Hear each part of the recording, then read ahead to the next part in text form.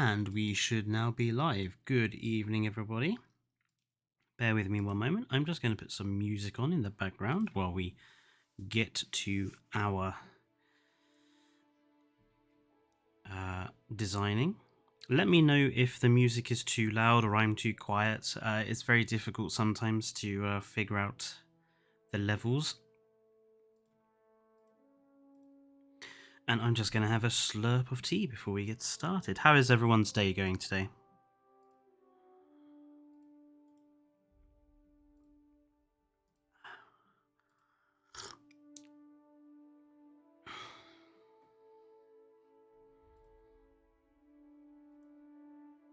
Nice. Good to hear it, chill out.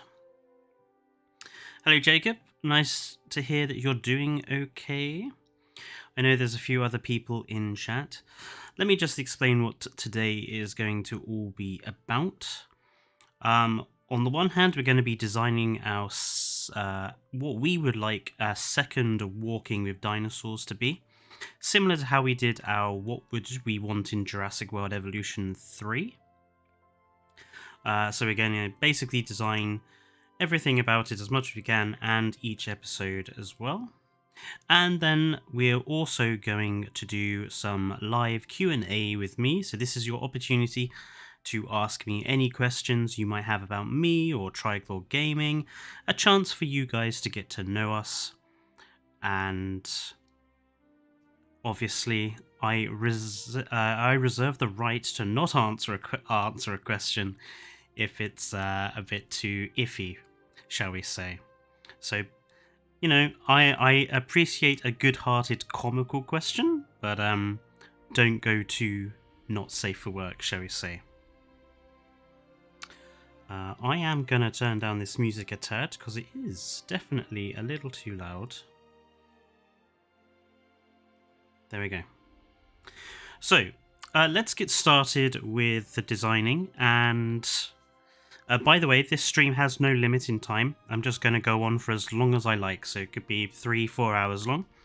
So feel free to drop out and come back if you have to go away and doing things.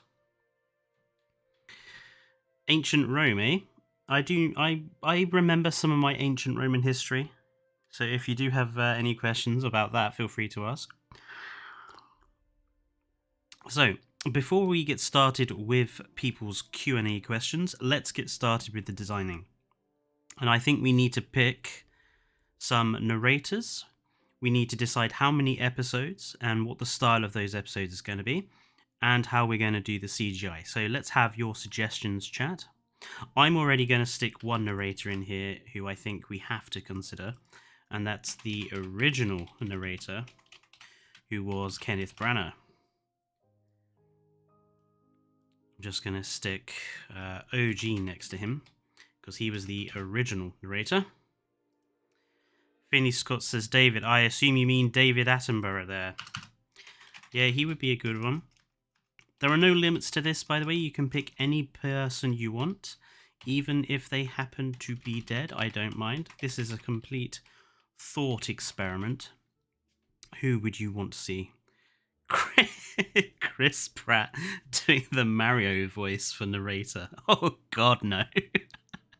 I can't think of someone who is less well suited to be Mario than Chris Pratt. He doesn't even sound like him. Cooper says Nigel Marven. Nigel Marven is a good possibility. Spy Shark says Richard Attenborough. It's a shame that he is dead, but he would have been a great narrator to have on things.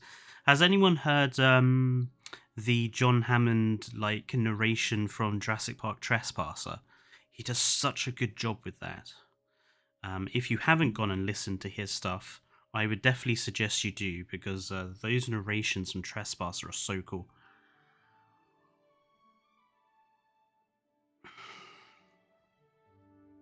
What about anyone slightly wider afield? I mean, we've got men here. What about women? Let's be fair on the sexes. What about some female narrators that we could have?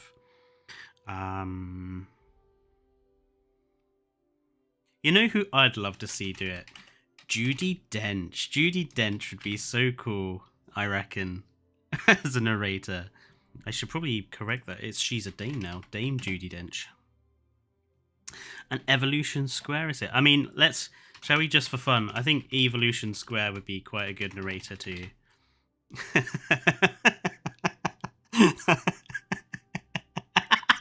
Eva says no.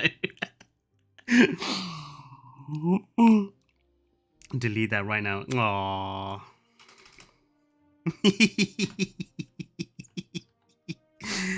I mean, she's going to get my own. I already know that she's going to ask me plenty of awkward questions, so she's going to get her own back for that.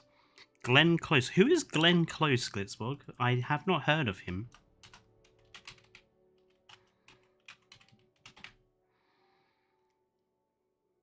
Bro, that laugh. I haven't even started on the gin yet either. I'm still on my cup of tea. I have the gin in a different glass. My man doesn't know Glenn Close. No, I don't know Glenn Close. Evo, what are you doing here? Oh, Jürgen. You know, I'm sure Evolution Square watches plenty of other YouTubers. And welcome to the stream as well, Colt. And Jürgen. Susan Scott Ray. Who is Susan Scott Ray? I love that name. Susan Scott Ray. Tip. Just like sarcastically, Glenn Close is... Oh, really? With a name like Glenn? Really? I thought Glenn was solidly a male name. Okay. Mind blown. The guy who voices Joe from Family Guy, he did a nature bit and it was so cool. Ah. She did a dinosaur documentary in the 90s. Is it sad I don't know most of the narrators on this? Spy Shark, you should at least know David Attenborough. Don't be so binary, Fletcher. Okay, perhaps not. Patrick Warburton. His name rings a bell, but again, I can't, don't know why.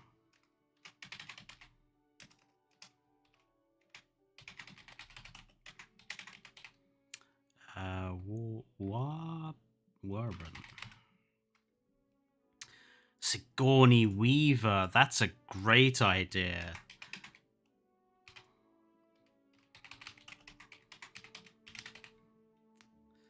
There's some pretty good ones in there, I think.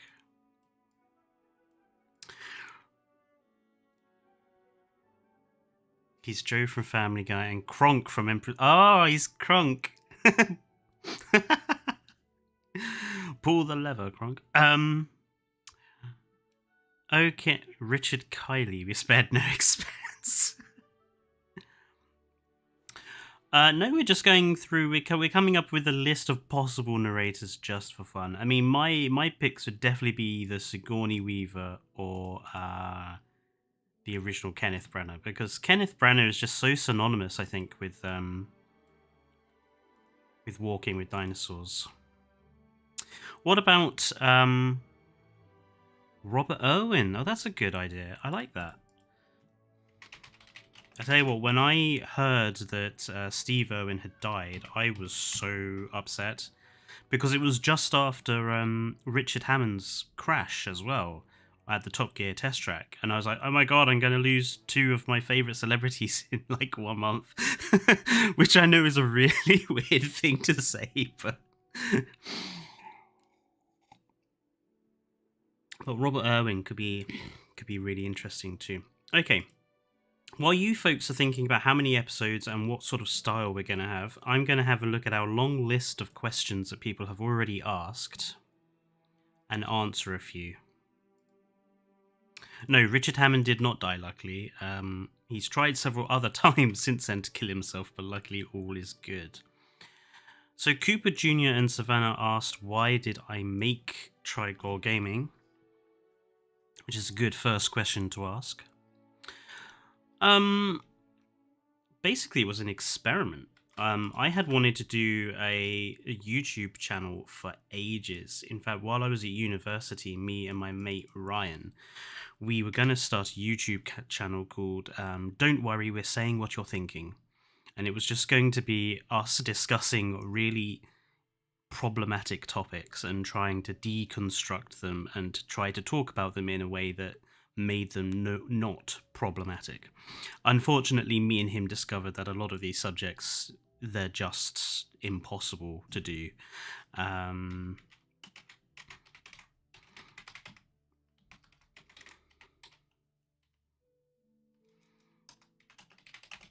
So that was where the YouTube idea started, and then after that, I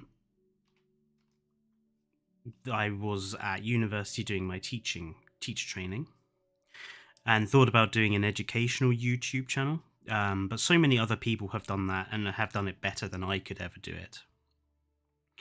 And then after seeing Evo do her channel and thinking about the gaming thing and everything, and after some toing and froing and thinking about doing it with Dane and the other people I was living with, and also a little bit of confidence boosting from Eva as well, we decided to give it a go. And actually, we were surprised at how quickly it's grown, to be honest. So it's a good opportunity to thank everyone who has subbed, and if you haven't subbed, please do go and do so. As I think we're one away from 1.2k now, which is really cool. So three episodes, 3 per era, 3 different times. Okay, I like that. That works as a possibility there. What other ideas have we got? I'd say 10 episodes featuring all of the periods and the late, early and middle stages, focusing on not well-known episodes. Dinosaurs, okay. So 10 episodes. With the 10 episode idea, Cooper, would that be, because obviously that's not an equal number to split between the 3 time periods, so would you focus more, so would you say like do 2 Triassic, 4 Jurassic, 4 Cretaceous, or 2 Triassic, 3 Jurassic, 5 Cretaceous? How would you separate that 10? Can we have an episode on the life of a Carno? There would also need to be an ocean episode. Yep, I think we're agreed there. We'd need it. I reckon we could get away with at least two ocean episodes. Probably. Depending on how many episodes we have in total. I mean, if we had 10 episodes, I reckon 2 ocean episodes, 1 Jurassic, 1 Cretaceous could fit in there. If we have 9 episodes, maybe not so easy. 1 hour long episodes, 20 minutes for land, 20 for sky, and 20 for water. I mean, an hour long episode would be easier to, you know, you could do longer storylines and stuff in them. 1 hour long episodes. I mean, that's the same as, isn't that the same as Prehistoric Planet?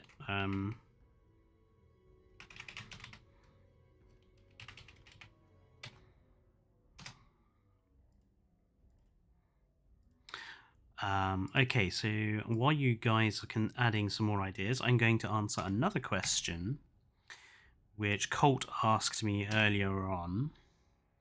Let's go with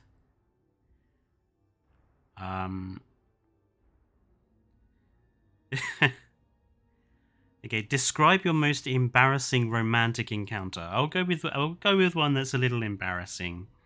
So it's not necessarily embarrassing, but it was quite funny. When I started at Finley, that's way too long.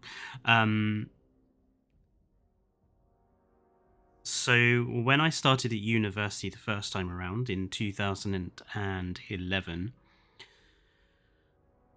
just up the road from where my student halls were, there were the Swedish foreign students who had come over, and they always threw the best house parties. Okay, Um, if you ever want to go to a great house party, go to one with the Swedes.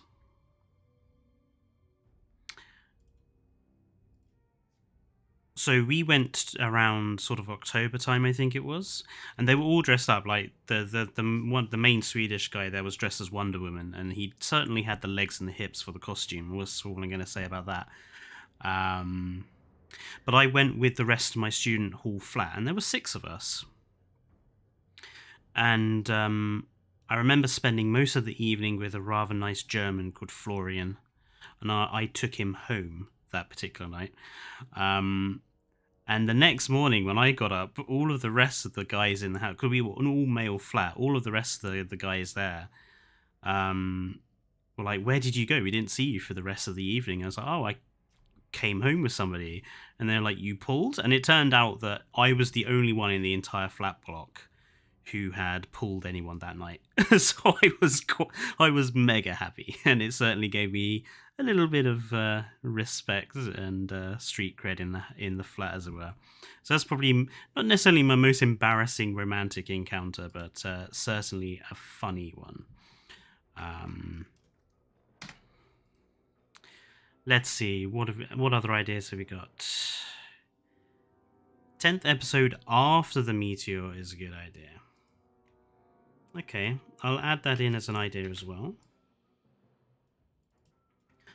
1 episode post-meteor.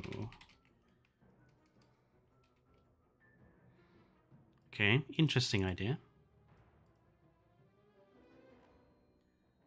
I do not accept this as an answer to the question on Colt's behalf. Well, the thing is, I don't actually have that many awkward romantic encounter stories. I've not actually had that many, so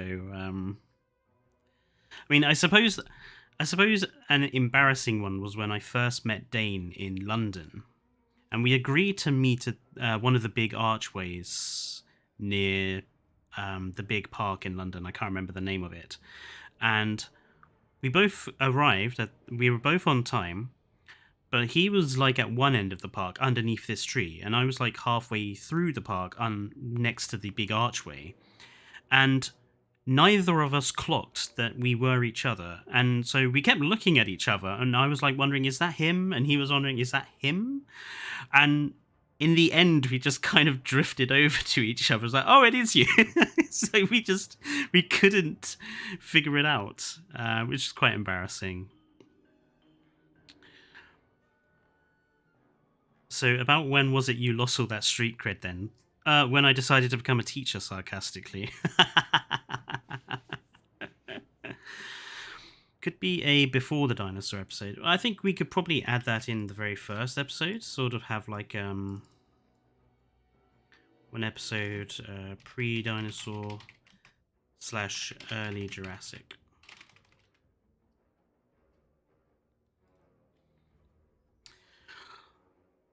I quite like the idea of it being 9 episodes, because I think 9 episode fits quite well with our plan here. So let's go 9 episodes per era.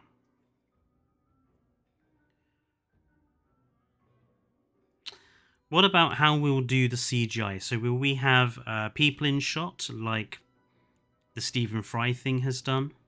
Or will we have it more of the traditional Walking with Dinosaurs style? So just real backplates with the dinosaurs CG added, and we're just watching them go about their business. Traditional Walking with Dinosaurs style. Nice. Dinosaur style of... Whoops. Style of CGI. Walking with Dinosaur style. Humans ruin everything. They certainly do if their name is Channel 5. Does that mean we're also going to have a traditional the Walking with Dinosaurs structure? So slight narrative to every episode. So it's not like the David Attenborough thing where we were just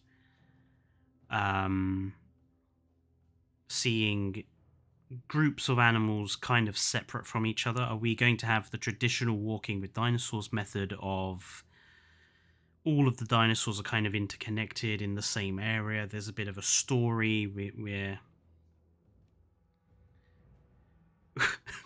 don't worry, Dane. I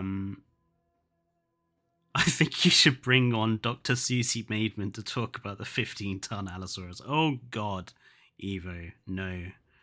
No, no, no, no, no, no.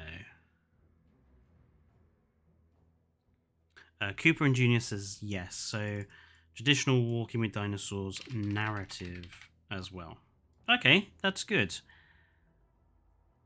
I think we can get started then with planning episode 1.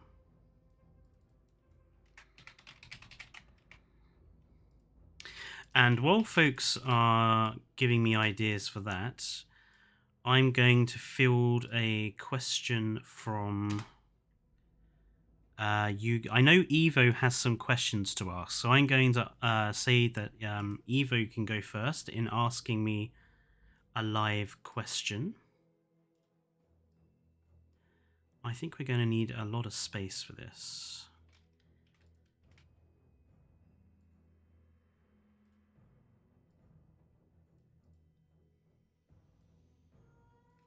Actually going to zoom in quite a bit so we can put a lot of detail in here.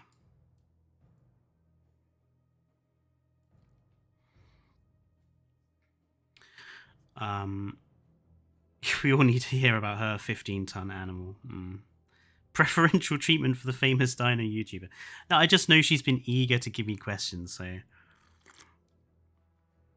Which non-canon TV movie couple do you ship?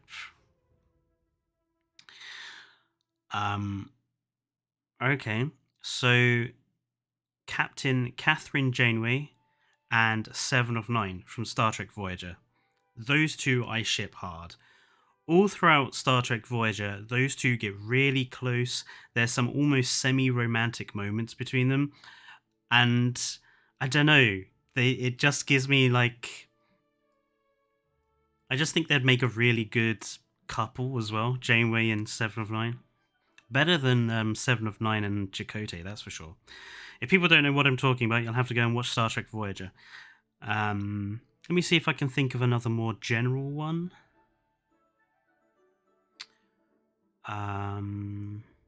Let's write our own Star Trek fanfiction livestream when? Never. Never.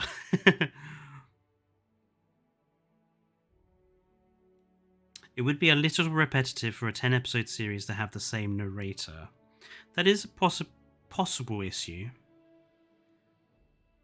Smut trick.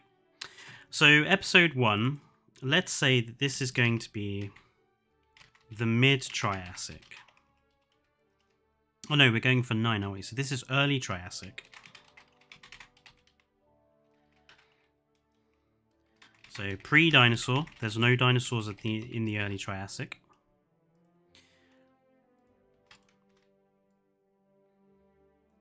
So who is our cast?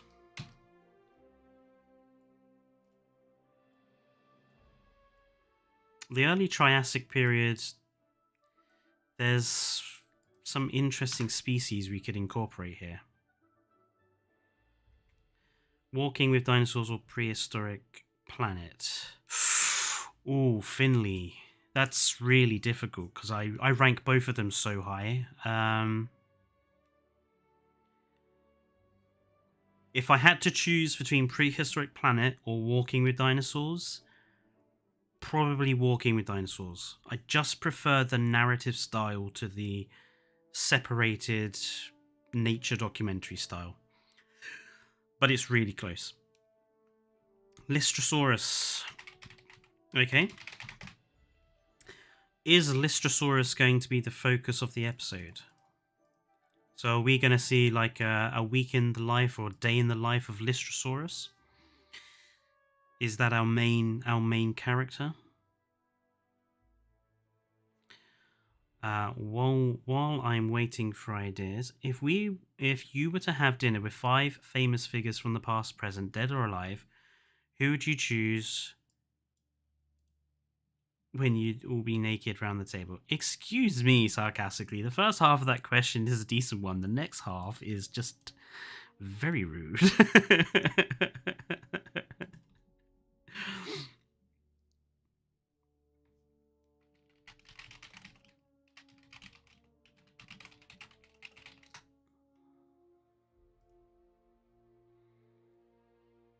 Evo had that question before. Oh, I see. I see. Okay, let me ask the first part then. If you were to have dinner with 5 famous figures, Winston Churchill's got to be up there, just because he's really funny, and probably one of the most important British people ever.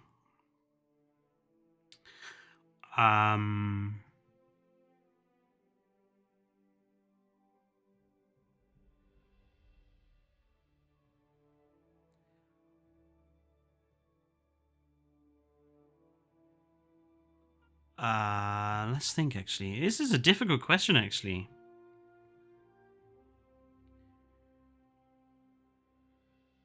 Who else? Oh, Thomas Andrews, the guy who built the Titanic and designed the Titanic, because I would have so many questions for him.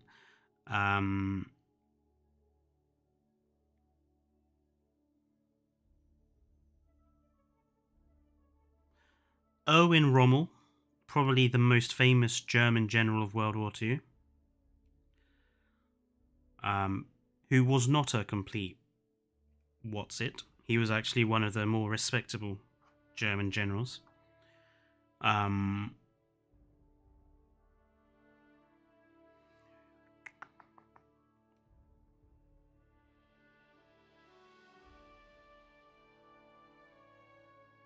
Oh, this is difficult. I think Fletcher's casually neglecting their all be naked. I am. I'm trying not to think about that part. Leonard Nimoy, who played Spock from Star Trek, who died a few years back. And a naked Churchill sounds horrifying. I agree, Glitzbog. This is a very all-male heavy table, actually. Is there a woman from history that I would really like to have dinner with?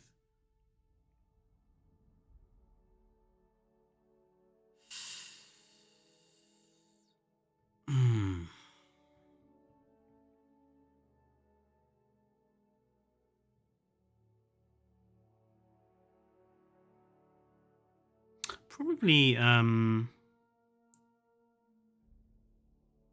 Marie Antoinette or someone like that. Don't subject a woman to naked Churchill. Right, getting away from naked characters, let's go back to our cast of Triassic era animals. Who else are we going to have alongside Lystrosaurus? Oof, hasn't Marie suffered enough? Hello, Humia? I probably ruined that. I apologize. Hello, Caleb.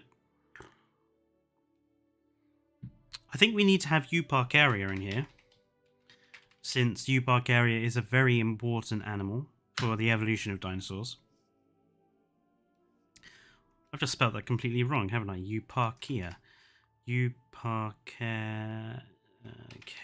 There we are. Trying to think of what other early Triassic animal. Yeah, Google early Triassic animals that were not dinosaurs. I'll leave chat to do that and give me some ideas.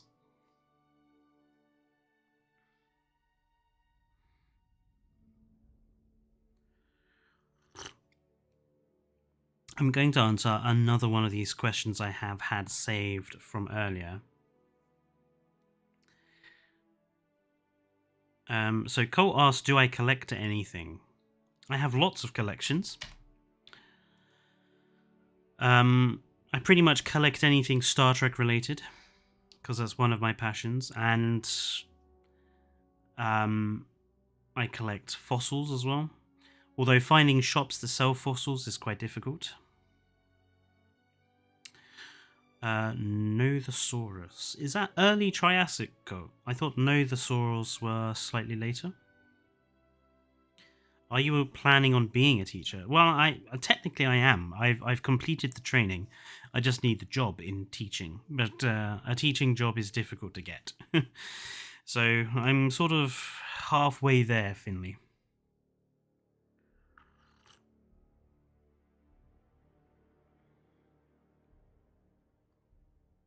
I mean, I know there's quite a few. I wonder if we could have a Triassic Ocean episode. So we got Nothosaurs and Symbospondylus and stuff.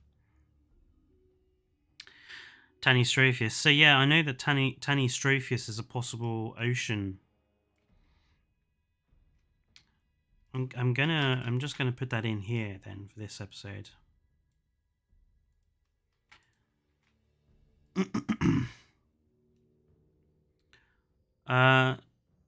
Dimetrodon is Permian era, I believe, Colt. Episode 2, Triassic Ocean episode. We won't be too specific on a time period for that. And then we can have in here, so Tanystropheus, Symbospondylus, Nothosaurs,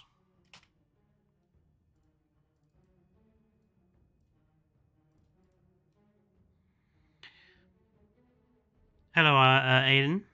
Google is lying to me, says Colt. Australosumus was a Triassic fish. What, kind of a big fish, like a shark, or just like a normal fish? Dilophosaurus for early Jurassic. So that would be around episode 4, wouldn't it? And I think definitely having actual proper Dilophosaurus would be good.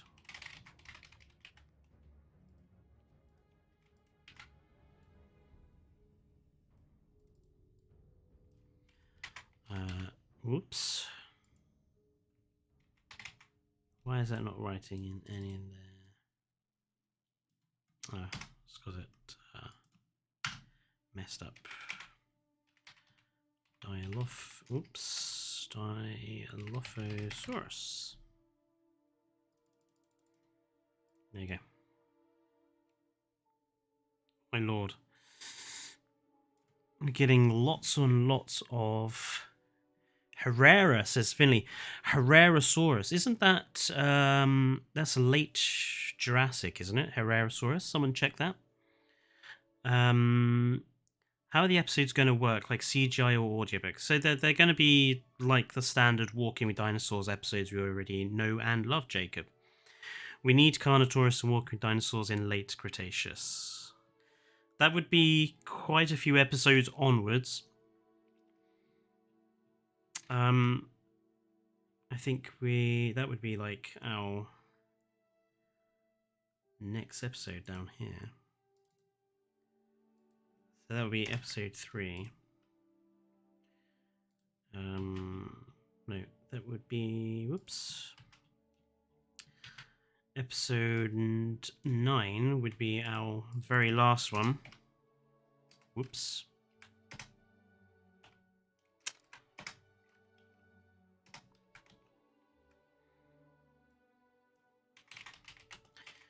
Late Cretaceous. And Carnotaurus is a possible. Remember that the way Walking with Dinosaurs works is we don't just have random dinosaurs here. Each episode there was a particular sort of focus.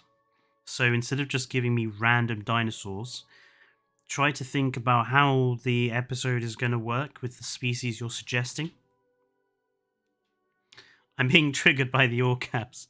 Don't worry, sarcastically. Herrera is late Triassic. So this would be our episode here.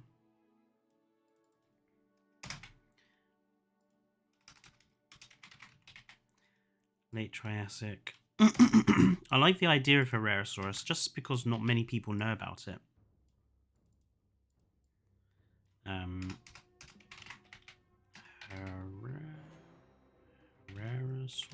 Something like that, isn't it?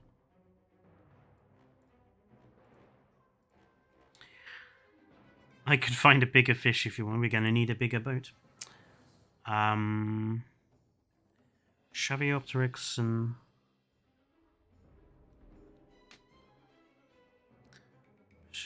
some things. Carnosaurus had an group like Cretaceous Argentinian dinosaurs. I don't know which dinosaur yet. Yeah, so let's focus on episode 1. Because I think we are getting a bit distracted by other episodes. Let's try and go through one at a time. Otherwise, we're going to get confused. Lystrosaurus and Euparkeria can definitely be in there. And I think we should pick one of the two, either Lystro or Euparkeria, to be our focus animal. I would probably say Euparkeria, since it's the most important one for the dinosaurs. So let's go. So this is our focus species. Wasn't there a really big carnivorous... Was it Megalania or Manchops or something like that around at this time? Can't quite remember. While you guys are checking that out, anyone got another question for me? While folks are coming up with ideas.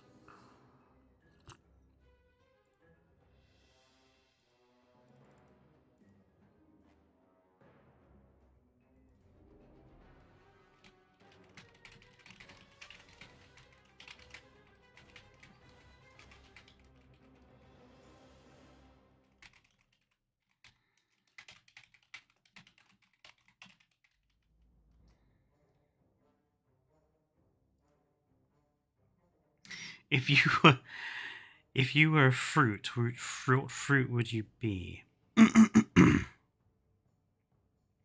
Ah, thank you, Rory. So we got Jurassicworldevolution.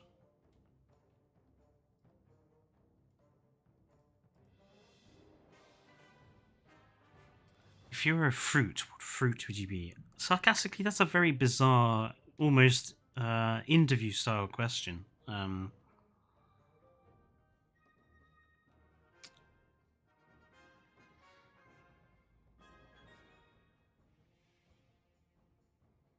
do like strawberries, Caleb. That is true. But then, if I was a fruit, I'd be a fruit that no one would want to eat because then you'd stay alive, wouldn't you? So. But I'd be like a durian fruit. I have a hard outer shell, no one can get through to me. I stink badly, so no one would want to eat me. Yeah, I'd be a durian fruit. There we go.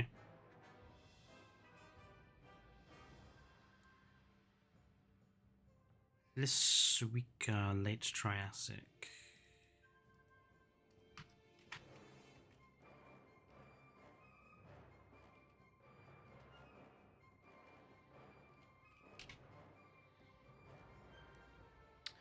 Thrixodon. Oh, there, Thrixodont. That's a good possibility.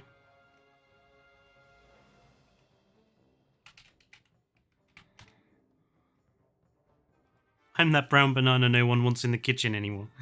Aw, Evo. Eoraptor. Eoraptor. Isn't that...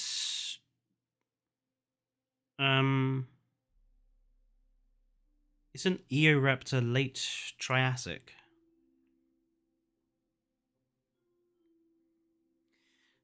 I do love banana bread sarcastically. You'd make the best banana bread, even. That's quite a weird thing to say in a stream.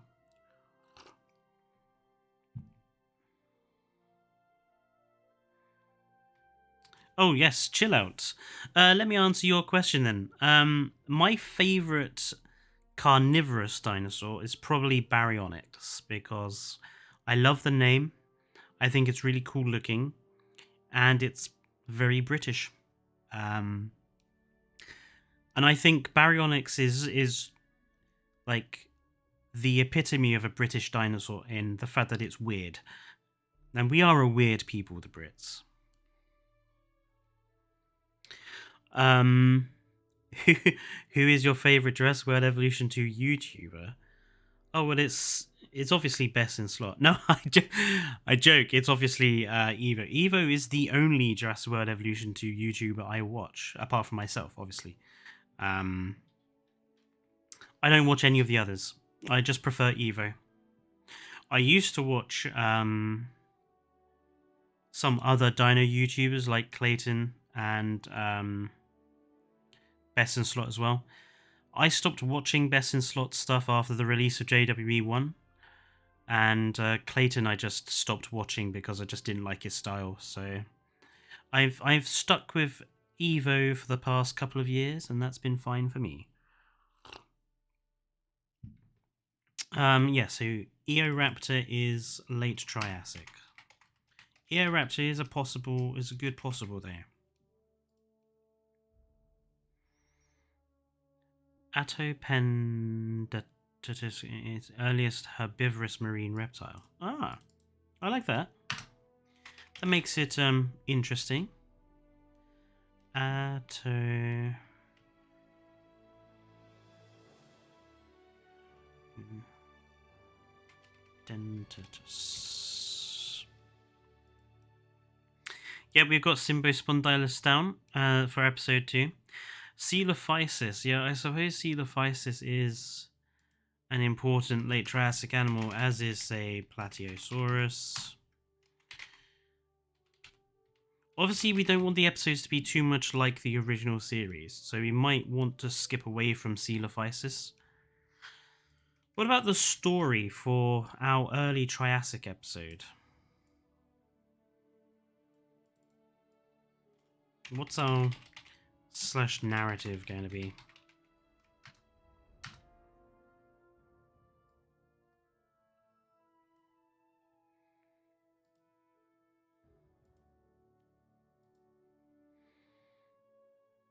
That ugly crocodile thing. Are you talking about Postosuchus, Cooper? Postosuchus looks very different these days. Question, what music do you listen to? I love everything music. I'll answer that in a minute, chill out. Nobody disrespects a Walking with Dinosaurs Postosuchus. Oh, I think we've triggered Evo. Leonard is being hunted in the story. Well, that's not really a story, one hunt. I would say it's going to be part of the story. So why don't we have, like, it's a day in the life of U Park area.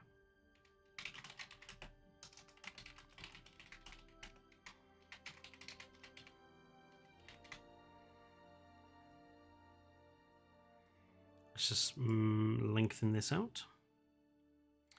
So, a day in the life of U Park area.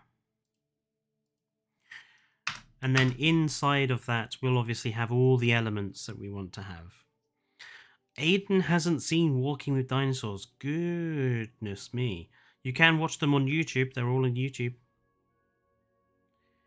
Then something terrible happens, like a hurricane. In the very first episode?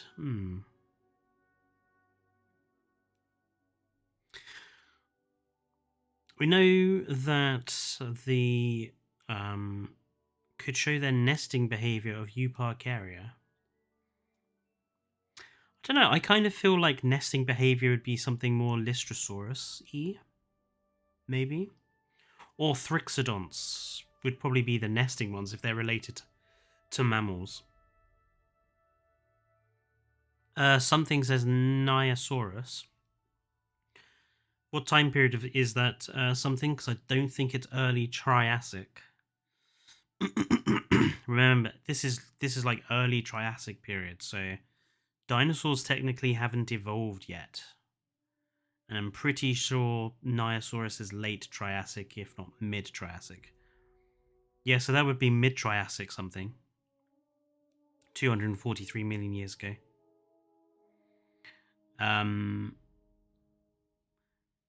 I like the Hurricane idea. Be like Twist of the movie, like passing by the camera is just a flying dinosaurs. The best line in that film for me is when the cow go past and she's like, "We got cows," and then she points, "Oh, it's another cow," and then someone points out, "Oh, no, I think this is the same one."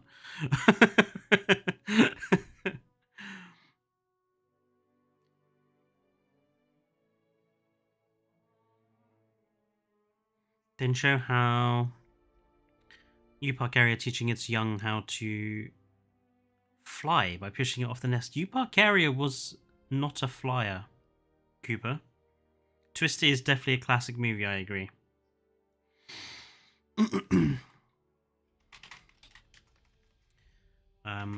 So I think we'll include a scene where Lystrosaurus herd is attacked by the Urethrosuchus.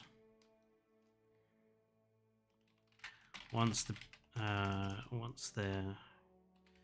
big carnivore has eaten our Euparkeria will take its fill from the carcass. Okay, so we'll have the one hunting scene with the Lystro and the Urethro. Hello, Dane. Say hello to chat. That was him saying hello, everyone. Something I am so sorry. I didn't mean to time you out.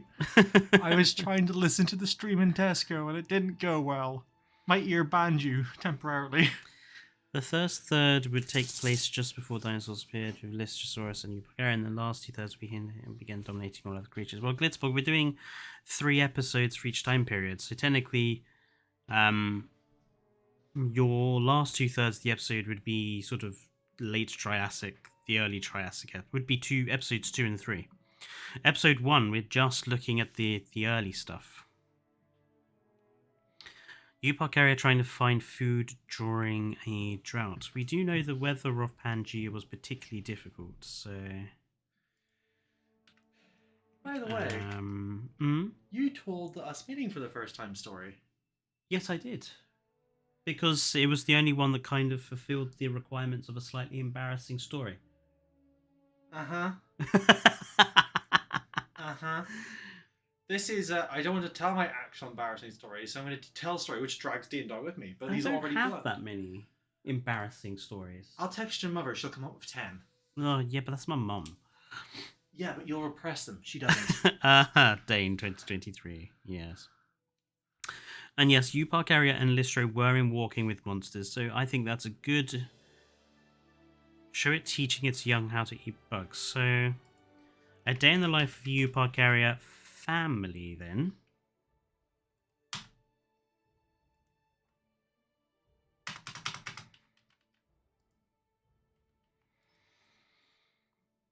Eoraptor lived with Hyperderpidon, Postosuchus' larger cousin, Saurosuchus, Herrerasaurus, Jaclaria, and in both relatives of Placerius plus much more.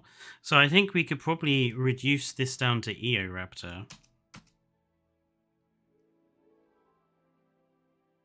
I'm off gonna call Fletcher's mother for real tea. See you, Evo. Thank you for joining in. That would be the real tea with Triclaw. That was a terrible pun, I'm leaving. It was indeed a terrible pun.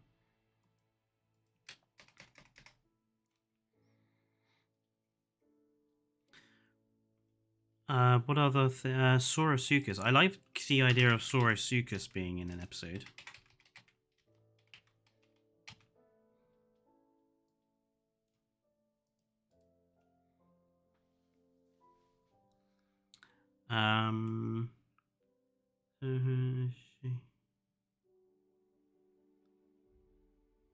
That's pretty complicated. It's not. It's pre-packaged, boil and go. Okay. What's rigor written? Pasta. Oh, Cheesy pasta. It's the pasta with the parcels. okay. The one that we used to have in Brighton. Okay. Give me some enthusiasm. Sorry, Dane was just telling us what we are having for dinner. You are a multitude.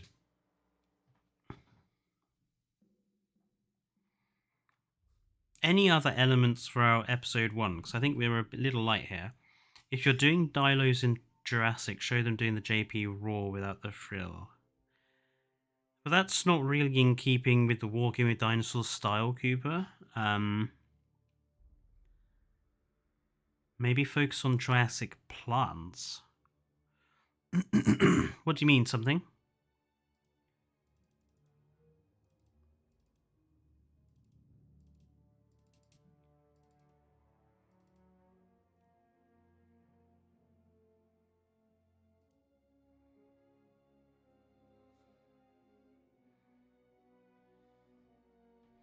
While you are helping me with that, I'm just going to add in bits and bobs for... Why is this not...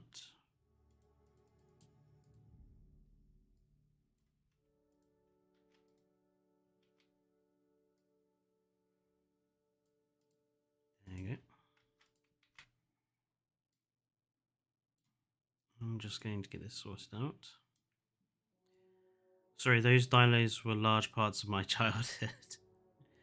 I think they were large parts of all of our childhoods, but I think it's important to remember that the Jurassic Park dilo is completely unrealistic in all of its aspects, so we shouldn't really use anything from Jurassic Park for it.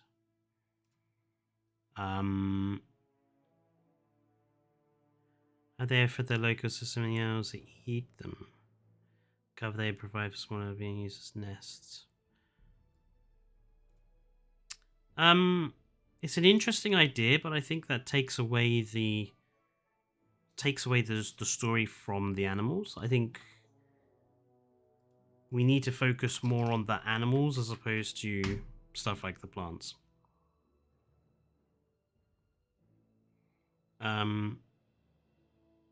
One of them is eaten by a predator, or the mother eats some to ration food. Ooh, Cooper, that's a bit grim. Mesosuchus is an early Rhynchosaur, older relative of Hyperodon. That would still be the late Triassic episode, wouldn't it? Are you going to watch the new 65 Dino movie? No, chill out, I'm not. There's a few reasons why I'm not going to watch that movie. I don't particularly like Mr. Kylo Ren. Wasn't convinced about him in Star Wars. I'm not a particular fan of him as an actor. And the movie also looks like it's just going to be a standard action flick where dinosaurs are just man-eating monsters, like the Jurassic World Dominion was, so no. I have no interest in watching a monster movie.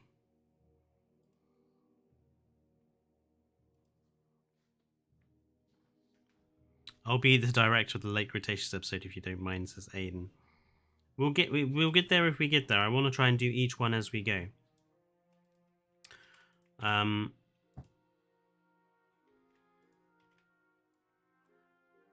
What about our Triassic Ocean episode?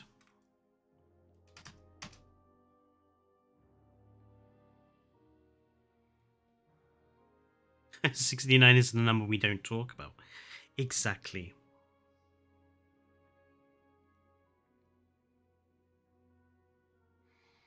Oh, the Niosaurus needs to go in here, doesn't it? Niosaurus.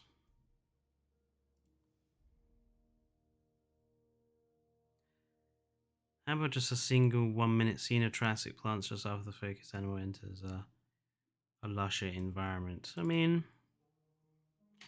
we can have some information regarding the lack of flowers, grass, etc. No, and Pangea's different climate. I think that would work. If you're doing the Triassic, doing the ocean, Triassic seas focus on narrators.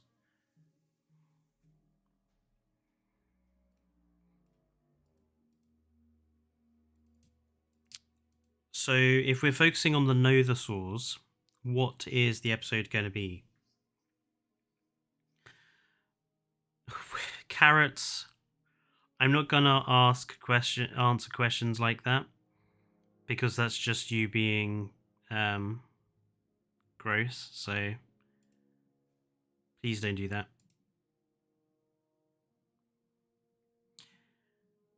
Make sure to not show grass like in Dinosaurs, Stephen Fry. Exactly, Cooper. What continents would the episode take place on? Well, obviously with the Triassic, the continents are all together, so we don't really have to worry too much about that.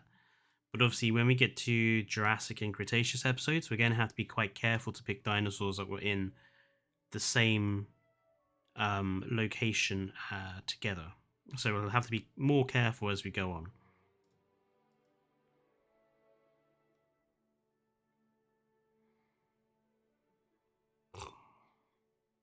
I quite like doing a similar ocean episode with the narrators as we did with as I did with the ocean episode in Walking With Dinosaurs, where it was just about following the young as they grew and stuff. So let's do so this would be early life as a baby narrator. Oops.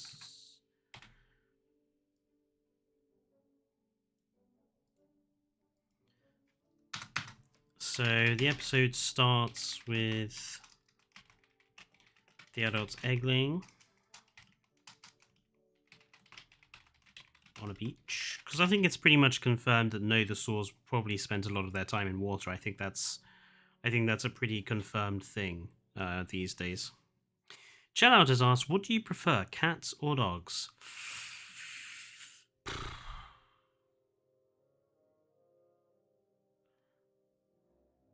I probably would prefer a cat because they are slightly easier to look after. But I like them both equally. Be about a male looking for a female, but he's in danger of predators, even though I don't know too much about the Triassic stuff.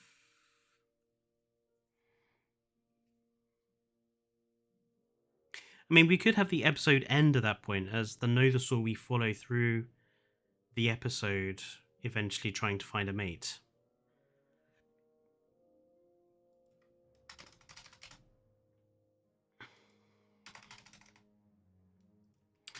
Life as a narrator, starting from baby to adult.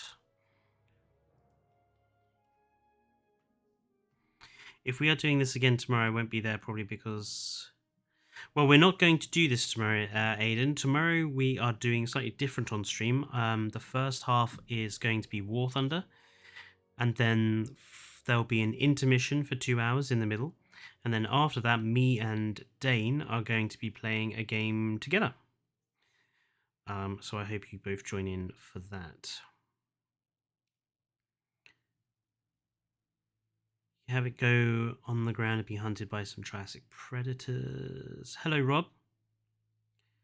Or have the narrator being attacked by the equivalent of Triassic seagulls. Was there a pterosaur species around at the same time as narrator? Maybe someone could check that out. What sort of pterosaurs were around at the same time as Nothosaurus? Because we could definitely do something like that, Cooper. Shonisaurus would probably be the focus of the ocean episode on the Triassic. It was the biggest ichthyosaur that ever lived. I thought Symbospondylus was the biggest, Glitz. Glitz, why don't you have a look and see if Symbospondylus and Shonisaurus were around at a similar time? because we could probably use them both if they were. I feel like we should have a baby turtle run scene with the dinosaurs. That was that was something that I was thinking about, Homia.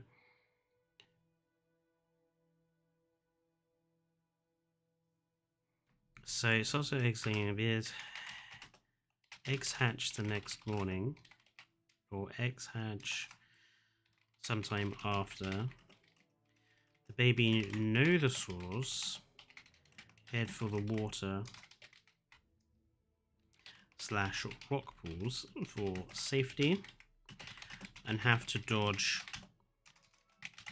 various predators that are in the way.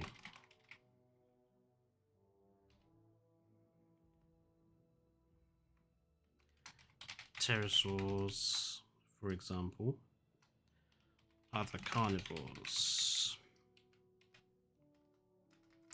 And then the episode end point is going to be our male nothosaur struggling to find a mate. How are we going to have the nothosaurs like attract mates? I feel like we could do something interesting with the fact that they are primarily in water.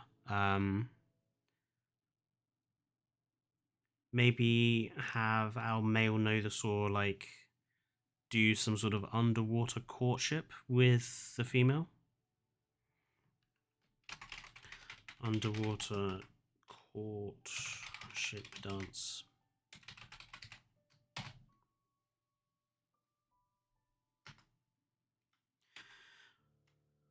Obviously succeeds. Finds mate.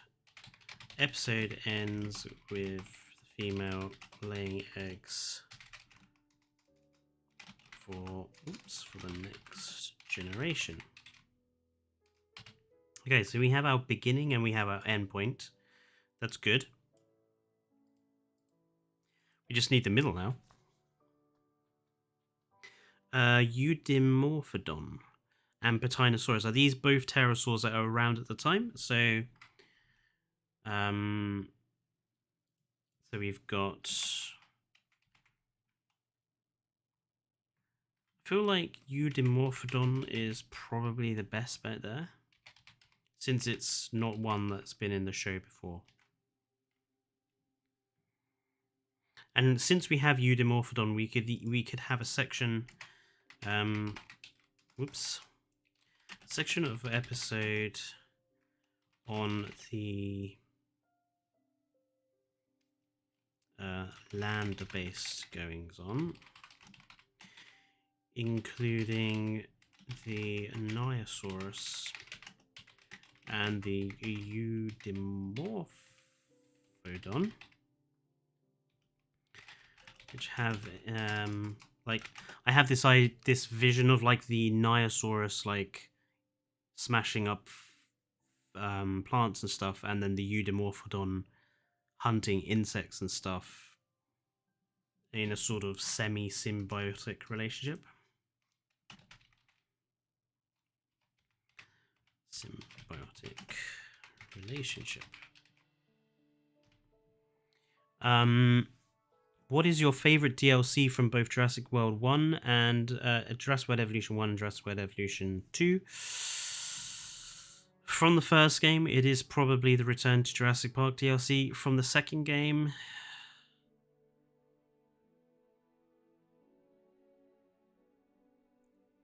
I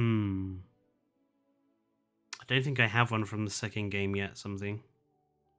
I'm quite critical of all the DLC we've had for the second game. Eudimorphodon lived 210 to 203. No, though, was 240. So, right, we can't use Eudimorphodon then.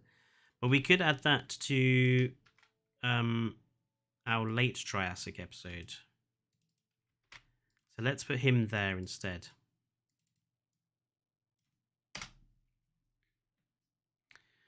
Tapajara is a nice pterosaur. Hello, Rickrolled. Not very much. Early Cretaceous DLC Jurassic World Evolution 1 because it featured my favorite dinosaur, Cretaceous. It was a very good dinosaur in that game. I think the music has come to an end. Let's put that back on. No, apparently Eudimorphodon was earlier. There's some discussion exactly what time. Yep. Your questions don't have to just be about me. You can ask about Triclaw in general, including Dane, or anything about the two of us. I'm actually going to have a look at the questions other people had already asked me and see if there's another one I could answer here.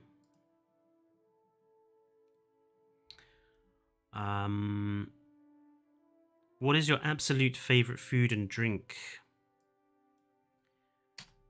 Favorite drink would be lychee juice. I absolutely adore lychee and lychee juice. Favorite food though, that's difficult because I have so many. Probably melon. I absolutely adore melon as a food. During summer, I eat so much melon during summer months. I checked and you're right, Symbospondylus had a slightly longer length than Shonisaurus, but it didn't say anything about weight. Shonisaurus did weigh 30 tons though. What about time period, Glitzbog? Were they around at the same time or different times? I like meat juice, guava juice, says Dane. Do you know anything about Rome, chill out? I know some things about Rome. Is Jurassic World Evolution 2 a game you hate to love? I would go as far as to say I think there's a lot of problems with Jurassic World Evolution 2. I will say that. Hello, the good boy.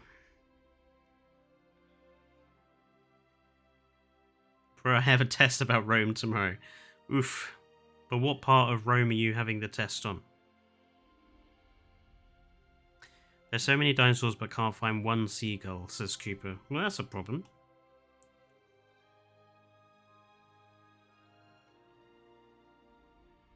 Aiden, I like Carnotaurus? I like the presentation of Carnotaurus in Prehistoric Planet. I thought it was really cool. But as a dinosaur, I'm not a big fan of Carnotaurus. I think it's kind of bland, especially in Jurassic World Evolution 2. Oh, that's quite specific, something. That's not really ancient Rome. That's the Holy Roman Empire, I believe. I could be getting that wrong. Yeah, that's when they were the Christian Empire, wasn't it?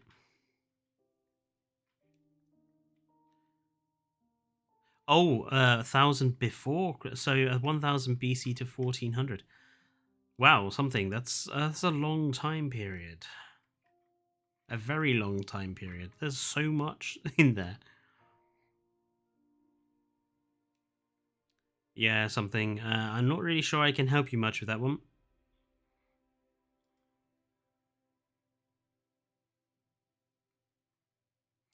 Maybe we could have in the story, so our Symbospondylus tries to eat our Nothosaur. Committing an attack like a breaching shark.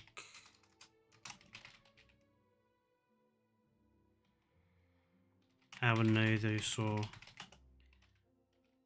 narrowly escapes thanks to another Symbospondylus. Thanks to a larger Symbospondylus attacking the smaller, younger one.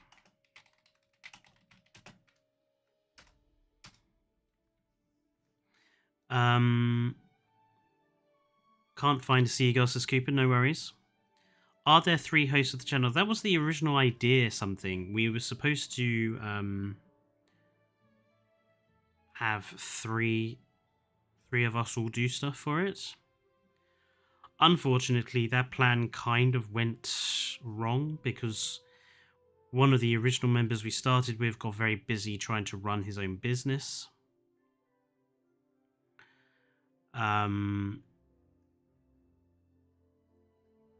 So he couldn't take part anymore. Dane does his own videos when he can, but because he's working, it's sometimes quite difficult for him to find the time.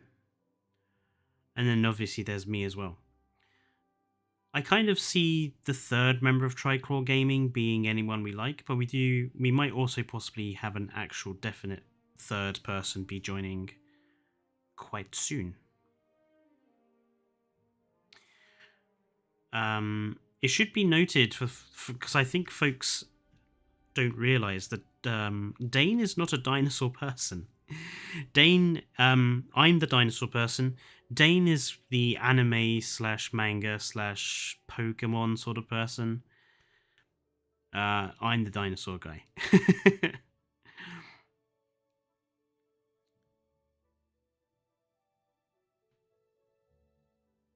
Yeah, so like I said, Dane has to do a lot of overtime and stuff. What? Mythology. Oh, and mythology as well, yeah. Mainly mythology. So Finley, I just explained. So the idea was that there were going to be 3 of us, but that went wrong quite quickly. Apparently not Cooper. Apparently Dimorphodon was only like towards the very end. Dunkleosteus is an amazing prehistoric aquatic species, Rory. I will agree with you there. I'm going to move us on to the late Triassic episode just to keep us going. So, our late Triassic episode. There's a lot of possibility for species here. So what do we focus on? Do you like Acrocanthosaurus? I do, chill out. It's one of my favourite carnivores. Show the dawn feast.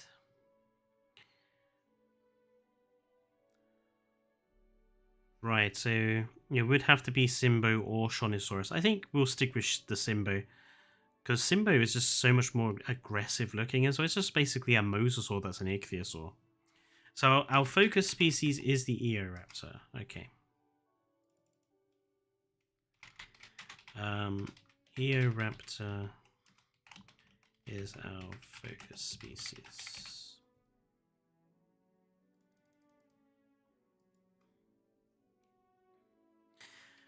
And I think we can have episode focuses on how dinosaurs have already started to become diverse and starting to take over. So the episode is not going to be sort of with a specific narrative idea in mind. We're going to be looking at lots of different species in this episode, I think, as a focus. I don't like the recent trend of making acros obese, says the good boy. I don't like the recent trend of making every dinosaur kind of fat and podgy. Jurassic World Evolution 2 did this with a lot of their dinosaurs, that they're already fat. Especially like the Sinoceratops. And I don't use it for that exact reason. It doesn't look... It looks obese. It doesn't look like... Yeah, I don't want them to look shrink-wrapped, but at the same time, I don't want them to look like they're overly sized either. You do have to mention that the formation that Herrerasaurus lived in was 12C? What do you mean by that, Jürgen? Yes, Dane does have to listen to all of my criticisms.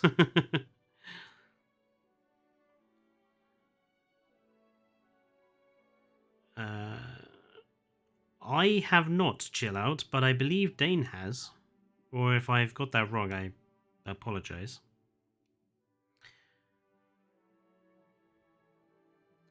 Pushing more and more species together to one water source to show more, says Cooper. I like that idea. The episode shows period of a drought in Pangaea and focuses on a large lake slash watering hole that soon becomes a center point for the dinosaurs in the region. I like that idea.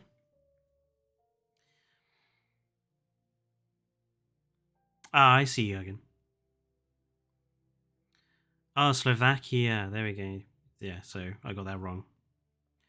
After the Erythrosaurus attacks the herd, one juvenile listener gets lost in a horsehair forest and miscares, and a U-Park area takes advantage of it. I haven't got the new Jurassic World Evolution 2 Mortar DLC. Is it worth getting? Thinking of getting it when it's on sale. I suppose that depends on what you're after. Have you got the other DLC, Spy Shark? Niosaurus Tanzania, I think. China, Nothosaurus, Dinosaurus, Europe, and China. Oh, so the Niosaurus... We can take some artistic liberties with some of these animals because, you know, with Pangaea being all one planet, I think we can take some artistic liberty with where the animals are going to be coming from for the Triassic episodes. No, Aiden, we haven't got there yet.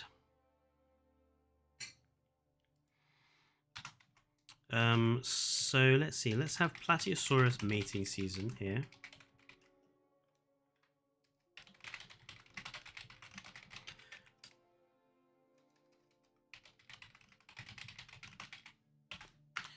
We'll have the Herrerasaurus hunting something unknown. We have the Saurosuchus as the lake's primary predator. Maybe we can have the Saurosuchus like killing a Coelophysis at some point in the episode.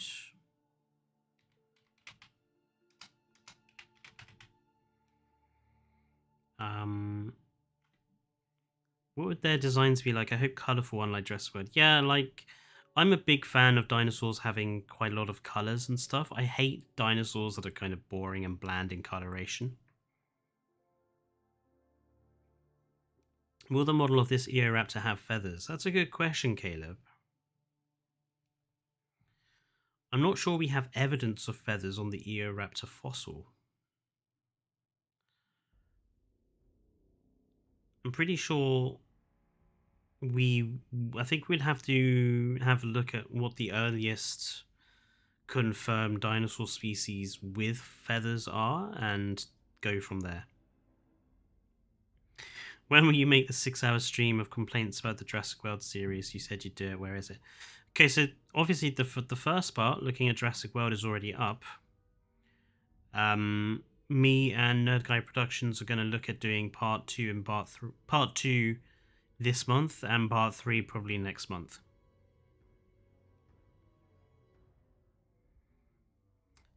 Could be to show the sexual dimorphism, have the males being more colourful and the females not as dull as Jurassic World. Yeah, that's probably what I would do, Cooper, if I was in control of the Eoraptor is apparently a sauropod ancestor. Really? I thought Plateosaurus was our sauropod ancestor. Yes, I have all of them except the Cam Cretaceous and Mortar. The Mortar DLC is probably better in that case than the Cam Cretaceous DLC, just because you get more with it.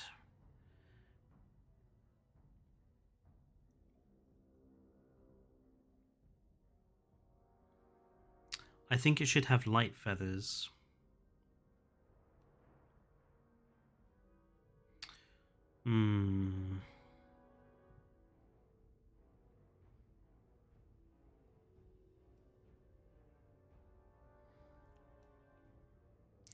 Well, let's put it as a possibility. Eoraptor might have feathers.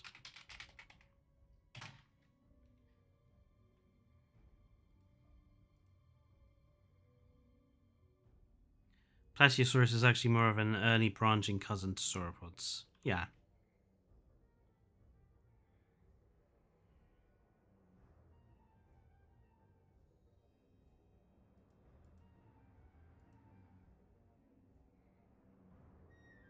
Dinosaur Revolution has a Saurosuchus and a colourful Gigantoraptor. Hmm.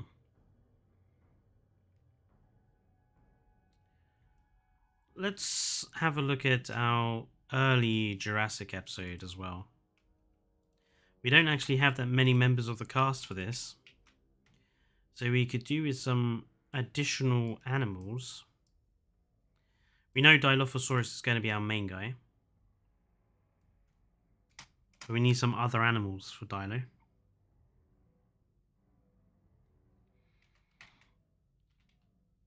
Why is that underlined? Dilophosaurus is our focus animal. Scutellosaurus. Love that guy. And that's one of the dinosaurs I think we should have in JWE. Is Scutellosaurus. We need more Triassic period and early Jurassic period dinosaurs in general. You need to follow a herbivore soon. That's true.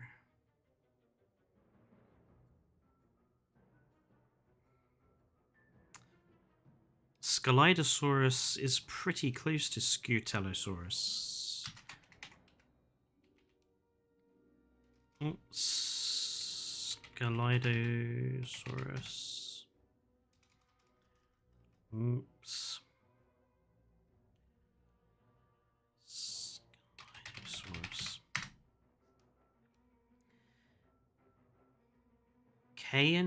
Venator. I swear you guys are coming up with animals I have never heard of.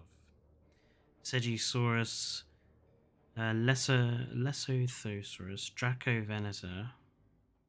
I like Lesothosaurus being there. Volcanodon. Oh, we're gonna. I like having. We need Volcanodon in this episode. I like that.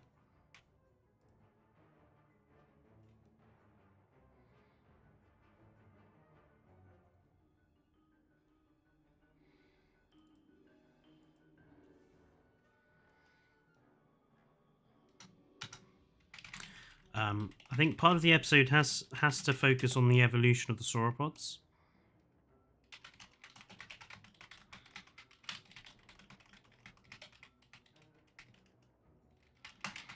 Volcanodon being our prime example here.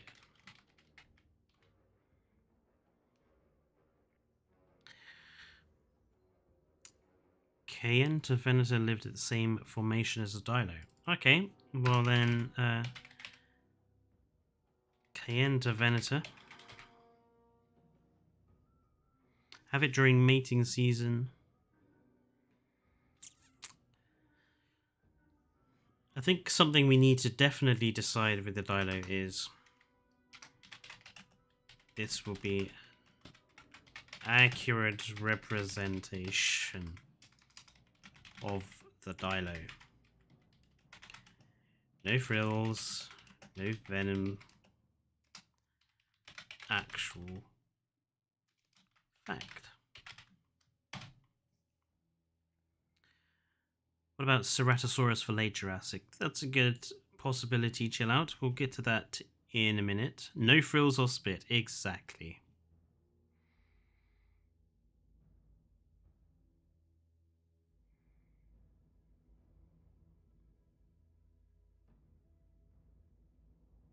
I reckon with the Dilo, we could do like have it as a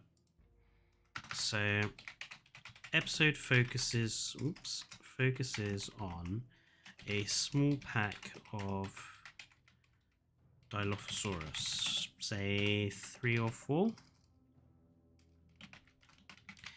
Each one named and distinctive characters, similar to the Smilodon episode in Walking with Beasts. So we'll have the pack of Dilophosaurus, and they're all distinctive in appearance so that the audience can tell them each apart. I recently again read Nedry's death from the Dilo. Yeah, that's a pretty shocking scene in the book, that Dilophosaurus death.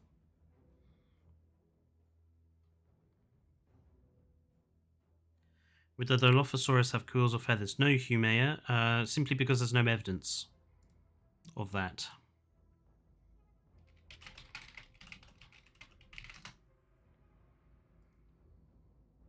No, we're gonna stick to the stuff that we have evidence for.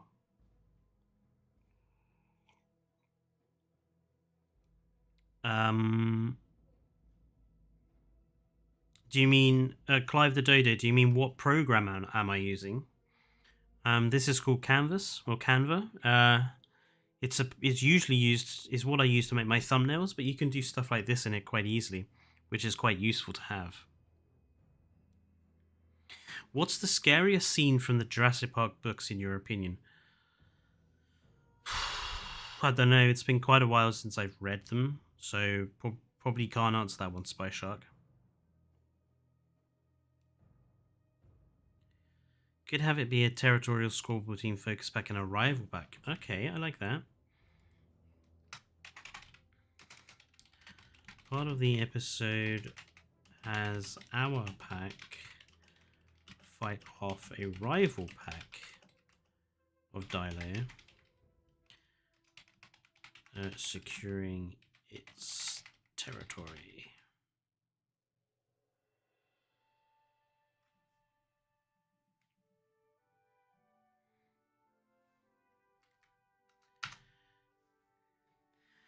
You can make the people watching to get attached to the Dilo pack and kill them all in a hunting accident to show that carnivores are not bloodthirsty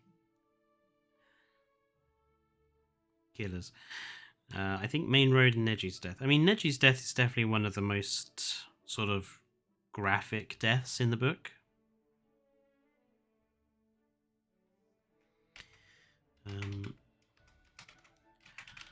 Part of the episode also focuses on, let's do Scelidosaurus, because I always think Scelidosaurus is cute, and the evolution of armored dinosaurs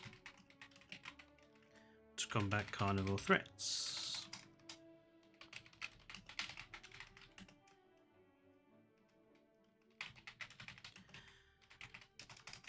We see our pack of Dilo trying to hunt a Scelido, but failing due to its armor and defenses.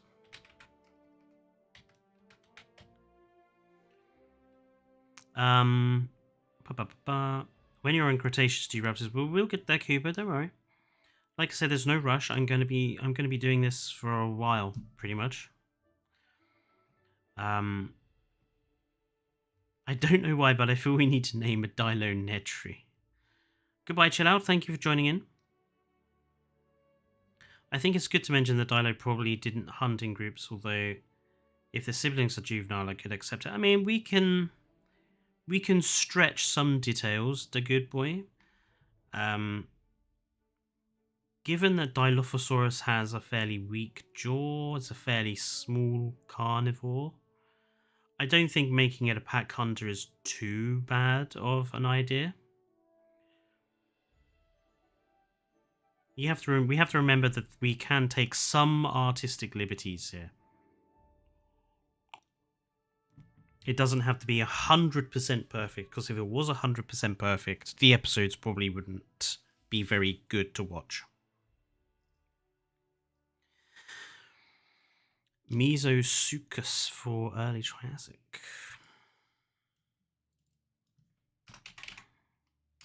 Mesosuchus.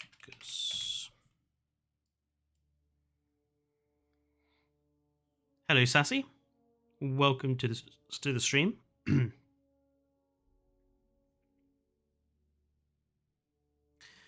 a part on the Cretaceous Antarctic with Imperabeta, Antarctopelta, Mosasaurus, and Kaikifu. Could possibly do a polar episode.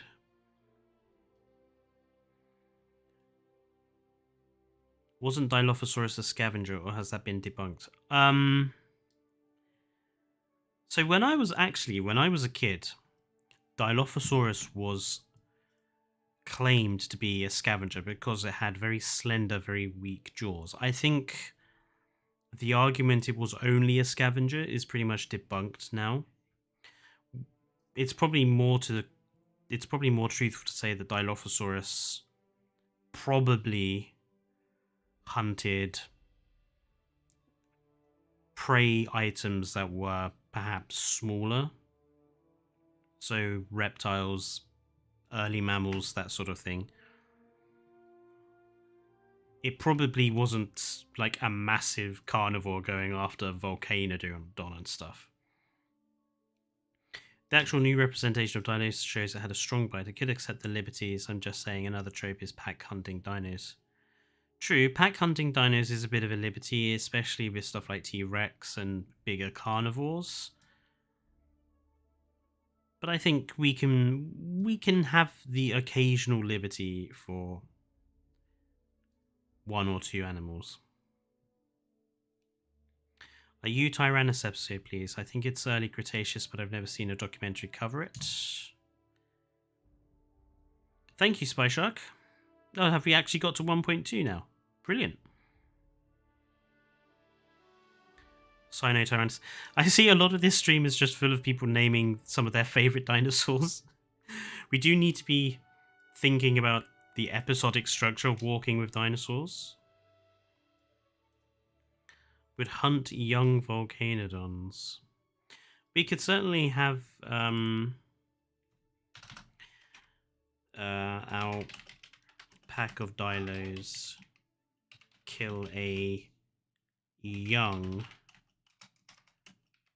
volcanodon. And I mean very young, because it is a sauropod, so it would have to be very young.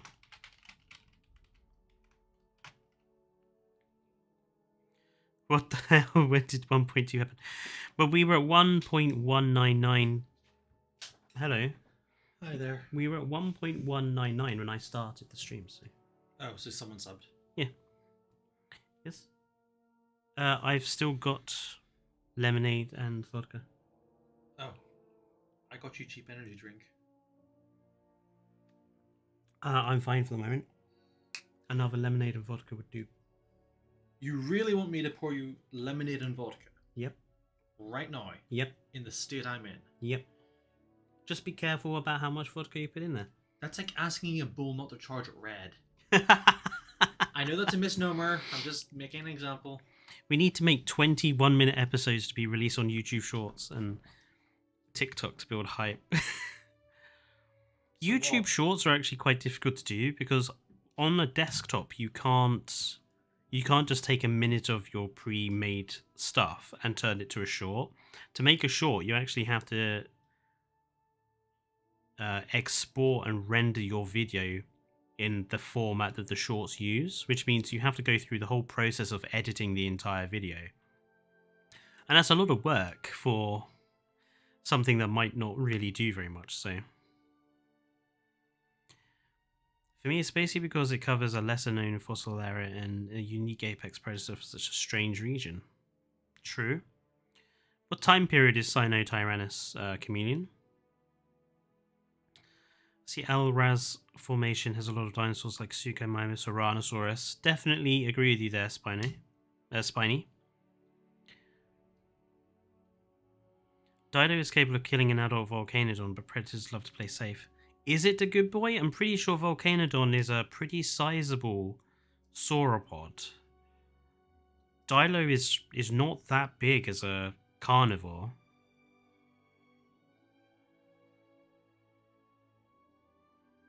Lemonade and vodka. I think you deserve it after all this hard work, says the sassy Stego Circle. I agree, and I think probably when me and Dana are doing our game together, our RPG game tomorrow, I think we'll both try and have a few drinks, because I think it'll be funnier if we're a little bit tipsy. We do a series 2, says Cooper. No, well, this is technically series 2 of Walking with Dinosaurs that we're doing now, so... It's small for a sauropod according to this image, says Cooper. What do you mean by small? Like, how big are we talking in terms of size and weight, Cooper? Early Cretaceous China. Okay, that's a possibility for our early Cretaceous episode. So that would be...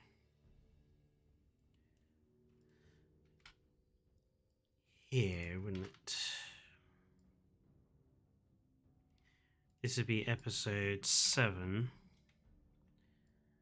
The Cretaceous. I think I've spelled that wrong. You know what I mean.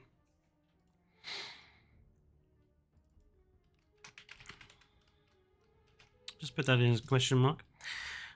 Since we are doing the other episodes at the moment.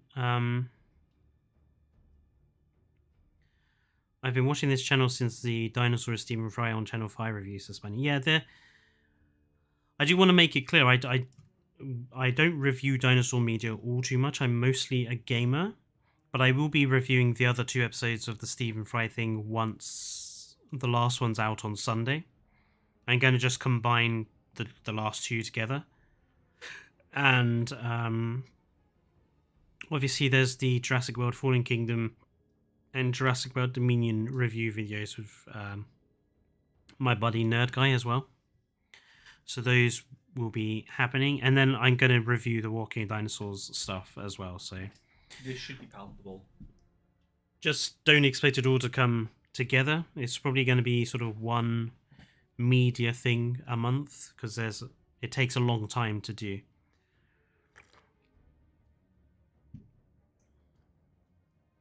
We need an Australia episode. Yeah, I think most Australia stuff is sort of mid-Cretaceous, isn't it? Spino for the late Cretaceous. Is there a middle Triassic episode? Yeah, the middle Triassic episode we decided to focus on the ocean, so we've got Symbospondylus and stuff like that, Cooper. Faradon says we need an Arctic episode, so that pretty much is the mid-Jurassic episode then. Bye-bye, Sammy. I'm going to have to go soon, so bye-bye, Cooper. If you don't mind me asking where are you from, says the sassy Stego Circle, I'm in Great Britain. Little town called Leighton Buzzard, which is just north of London.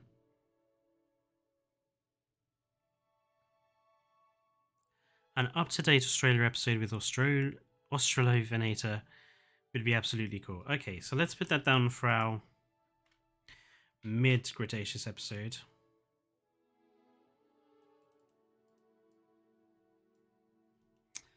This is 6. No, I put that in the wrong place, haven't I? It's down here. So episode 8, mid-Cretaceous, 68. Good lord. Oops. Let's grab some dinosaurs for this. So obviously Australovenator. Gonna have to have Muttaburra in here. Isn't Tropiognathus? I'm sure there's a species of pterosaur that comes from Australia.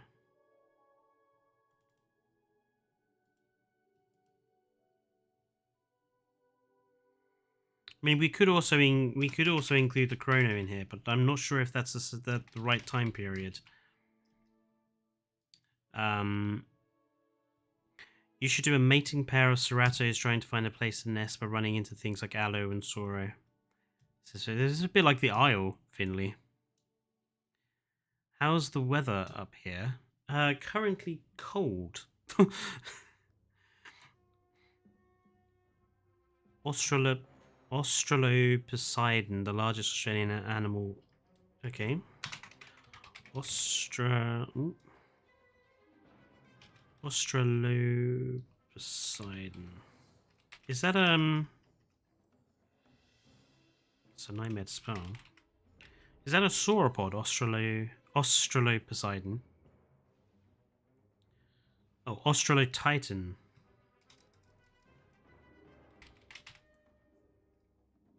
Is Stego going to be in Walking with Dinosaurs too?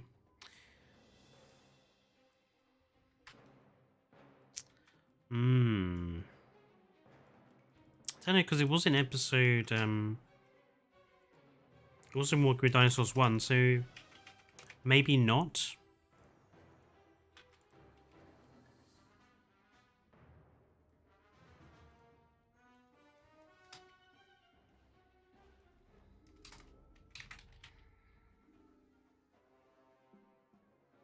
Late Cretaceous used to do an episode on how Rogops, Spino, and Karkar all coexisted together with different prey and different hunting styles. Did they all coexist together? There's also the obscure pronounced Chebana formation in Hungary in late mid-Jurassic. Has a lot of really small dinosaurs like Aekiceratops and a freshwater mosasaur. Panoniosaur. I like the idea of having like an episode of little creatures from... Maybe that could be our mid-Jurassic episode. Just have it all about micro creatures. Oh, blimey. Dinner. I may have underestimated how much was in the packaging. Sorry? I may have underestimated how much was in the packaging. There does seem to be an awful lot of pasta here, yes. That would have done on its own. Sorry. Don't worry, it's fine. What are these stuffed with? Cheese. You gave a lactose intolerant person cheese. You eat cheese pizza. And the other stuff had chorizo in it, so it was either that or chorizo. And you don't like chorizo. Don't they do their red wine ragu thing anymore? That was Waitrose. Oh. Also, you're asking me to pick up a specific thing last thing at night at Tesco. Okay. Bear with me, folks. I'm eating dinner while... Shall we have a momentary pause on... Let's have a momentary pause while I'm eating dinner. You guys can just ask me lots of questions that you'd like to have answered while I'm eating dinner. Ian has made a nice thing, therefore he eat.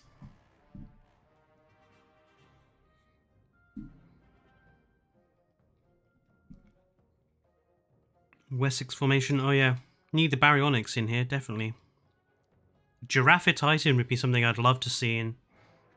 Simply because it's what Brachiosaurus technically is. Revenge of the Dinosaurs, exactly, Cooper. Definitely need to have them in mind the Australia episode.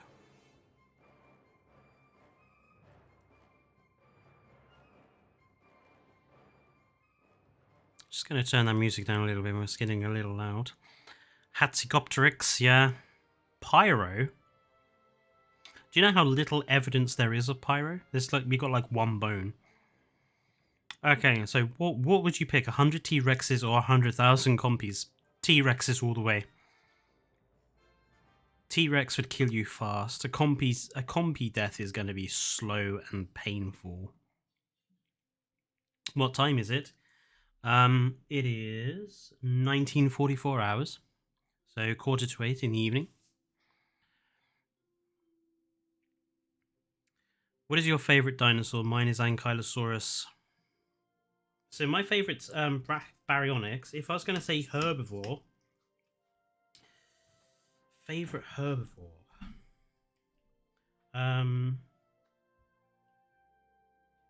probably Amargosaurus.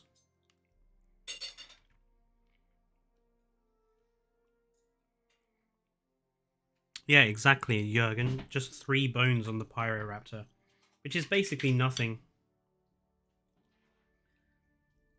So much of its design has been made up. What's your favorite aquatic? That's very difficult, Spy Shark.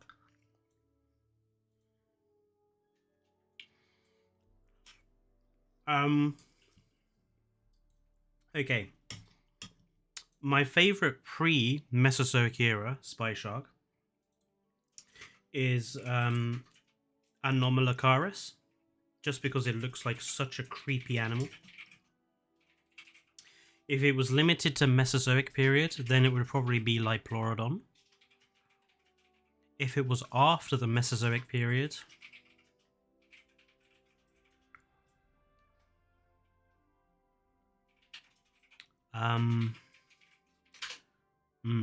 after the Mesozoic.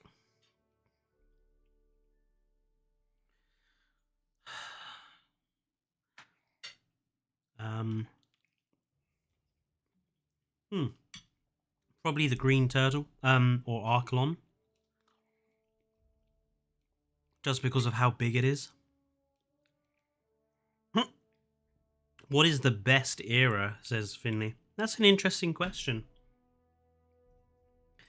Let me ask that actually back to the audience. What do you guys think is the most interesting prehistoric period and why? Not limited to dinosaurs. You know, what's the most interesting prehistoric time period for you and why?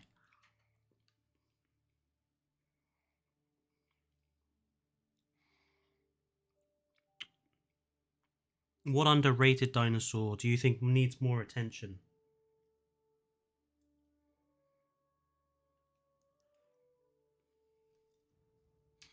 I would actually say that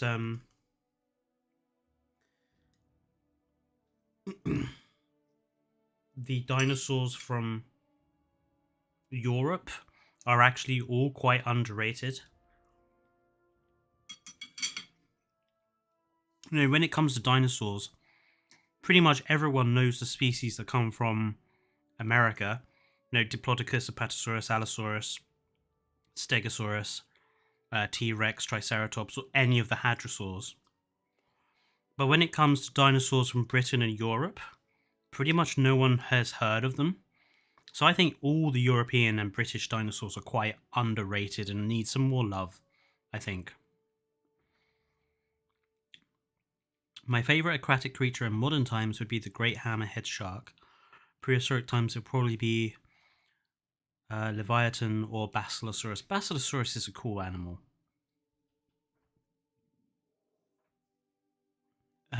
Jurassic for no reason at all. Cambrian period, says Clive the Dodo. The Cambrian period has so many weird and wonderful animals in it. I love it. Silurian is the most interesting. The early moss plants and mushroom trees are certainly interesting. True. Silurian is basically... The Silurian period is basically the Scorpion time period, because you have the Eurypterids, you have the giant Eurypterids, you have the Brontoscorpio, which is like a more traditional scorpion. The Silurian period just might as well be called the time period of the scorpions. European dinosaurs, let's go. If for sure. Eudicarian Devonian is my favourite time periods. Dunkleosteus comes from the Devonian. Suchomimus needs a documentary, to be honest. I wouldn't mind seeing it get a proper documentary. All of the piscivore dinosaurs, basically.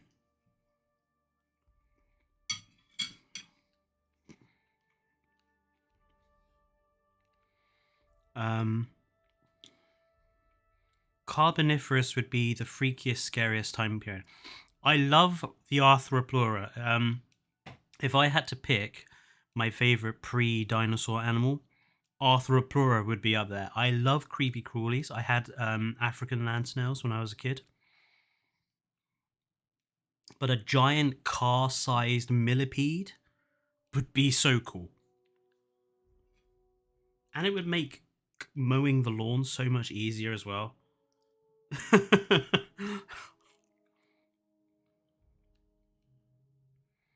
Suko and Spinosaurus do not need more episodes. If you make another ocean episode, could you do Helicoprion? Helicoprion is early Triassic.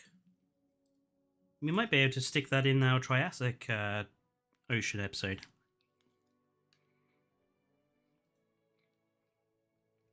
Plateosaurus needs more love, in my opinion. True, it is one of the more important Triassic species. Hello, No Guy. It certainly has been a busy stream. Yeah, any more moving away from dinosaurs? Any other questions you'd like to ask?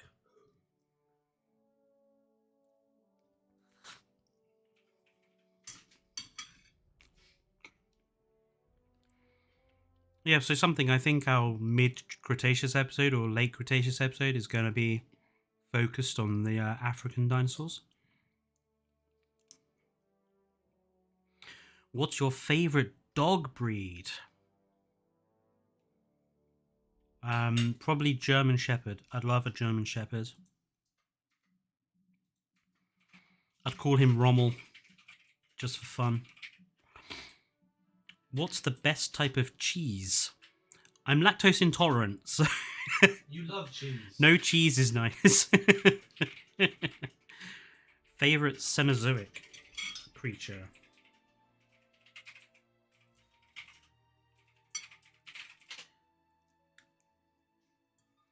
Favorite Cenozoic?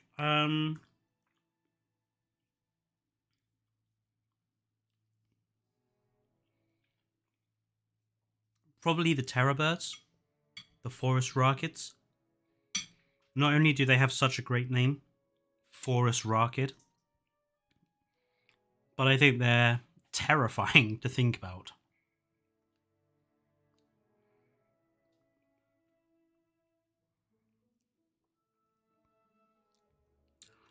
I got expected rain at 9 tonight in Telford. That's fun.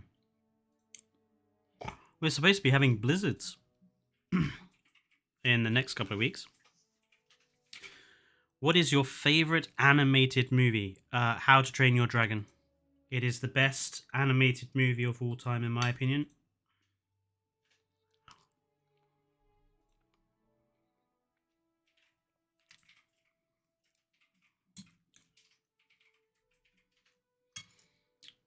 When I was a kid, I quite enjoyed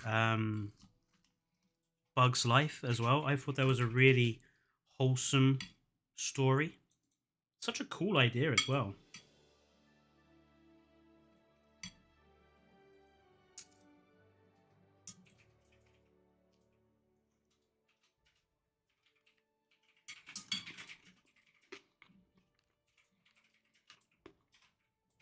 Agreed.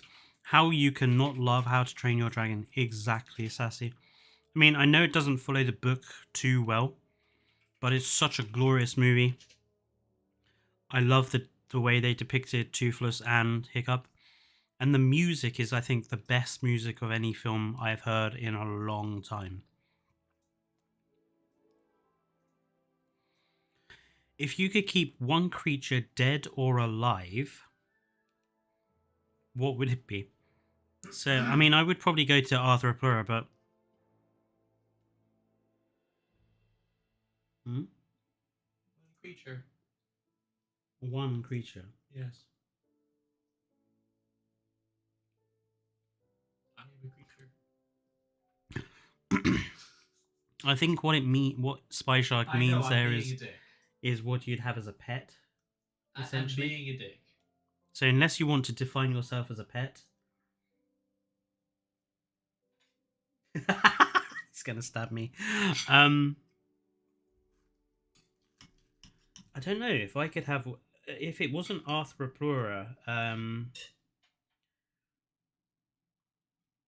probably a pterosaur of some description, actually. Probably like Patinosaurus or...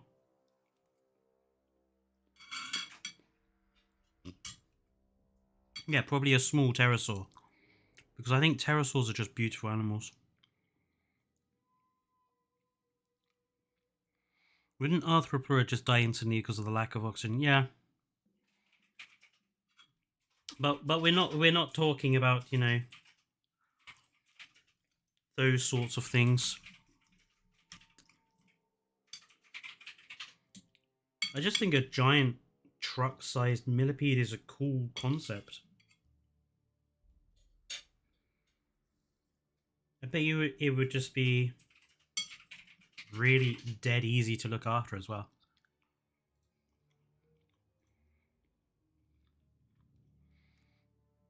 I don't think I've watched How to Train Your Dragon the whole way through. I've seen half the second and never bothered with the third. Glitzbog! Dishonor!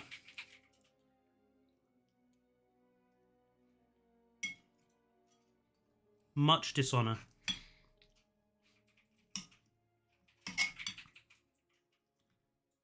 It's a great movie.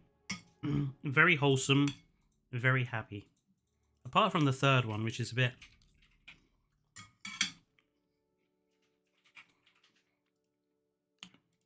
depressing.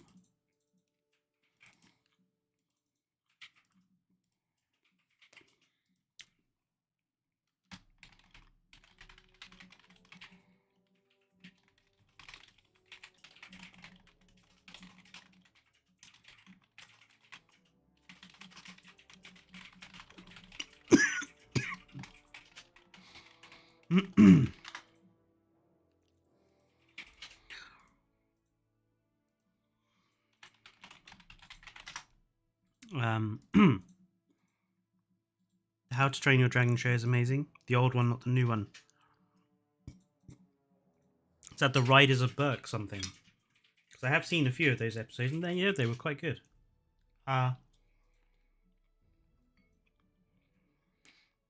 There's a remake of How to Train Your Dragon in 2025. Really? How can you remake a classic?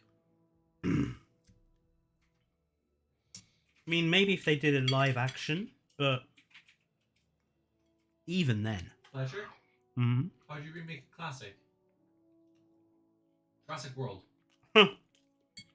Okay. How do you remake a classic and not make it shit? You don't. The power of nostalgia destroys everything that you could ever do. Have you seen How to Train Your Dragon Race to the Edge? I haven't, no. I don't have Netflix, you see. I'm an Amazon Prime boy. Oh. Oh, Defenders of Berk, yeah. What is your favourite spiral galaxy? It's got to be the Milky Way.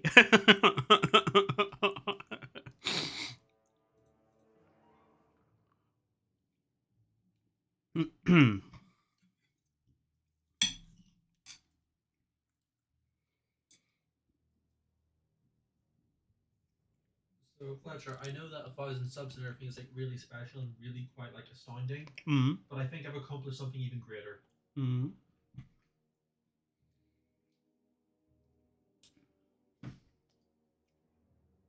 Okay, that I will eat. Yep. He's a fussy. He's fussy, isn't he? Favorite dinosaur appearance in Prehistoric Planet? Ooh, what was the name of that little...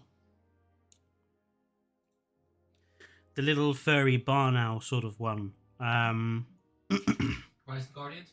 That was in episode 2, I think it was. I can't remember what it was supposed to be. Wasn't it Mononicus? There we go. That's the one. I love the presentation of that dinosaur. It was adorable. Apparently, like 2 years ago, there was talk of Illumination remaking Shrek. See, Shrek is another one of those classics that you should never touch. It's perfect as it is. The only thing that they did wrong with Shrek was that they just made too many of them. Like, the first one was good. The second one was, like, really good.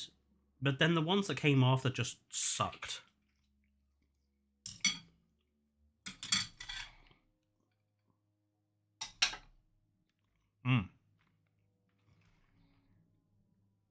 Dinner was very nice, thank you. No problem. Was there enough of it? Oh, Shrek 4 was rubbish. Hated Shrek 4. Too much. I haven't eaten all the pasta. I might have it for lunch tomorrow then. Yeah. I had southern fried chicken breast steaks with... What was the pasta? Tortellini. Tortellini. Cheese-filled tortellini with a... Tomato, basil, and red wine sauce. Tomato, basil, and red wine sauce. There you go. Pasta bake. I love a good pasta bake. Okay. Dinner done. Let's refer back to our Walking with Dinosaurs episodes.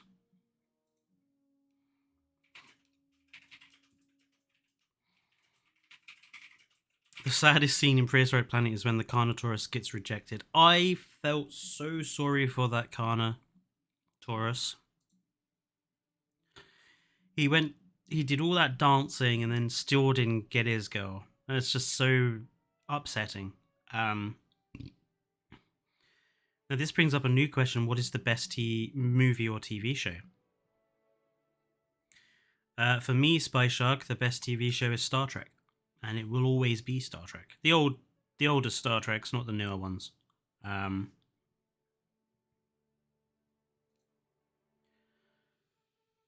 remember watching Shrek the Third with my dad in theatres. I remember it being dead quiet.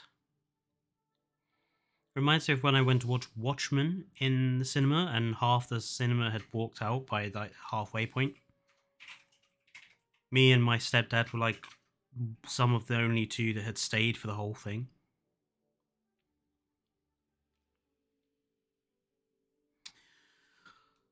So, we're on to the Jurassic episodes.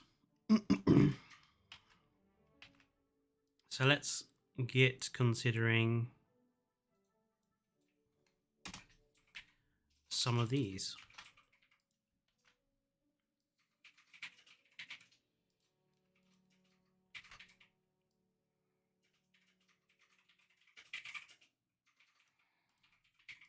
So we were going to do an episode about the small creatures, weren't we?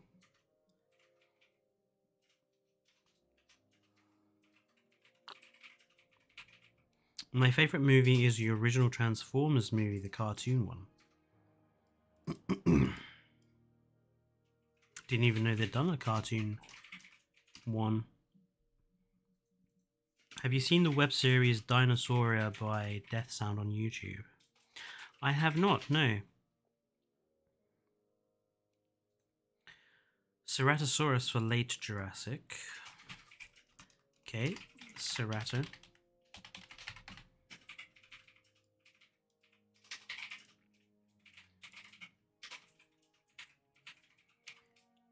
Small mammals hunting bugs around a Psittacosaurus nest, suddenly hungry.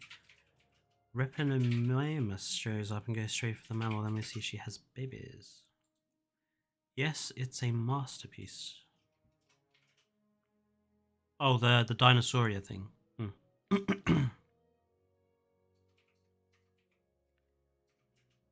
Microceratus, Microraptor. So, again, people are just naming their favorite dinosaurs. Let's focus on our mid-Jurassic episode or late Jurassic episode.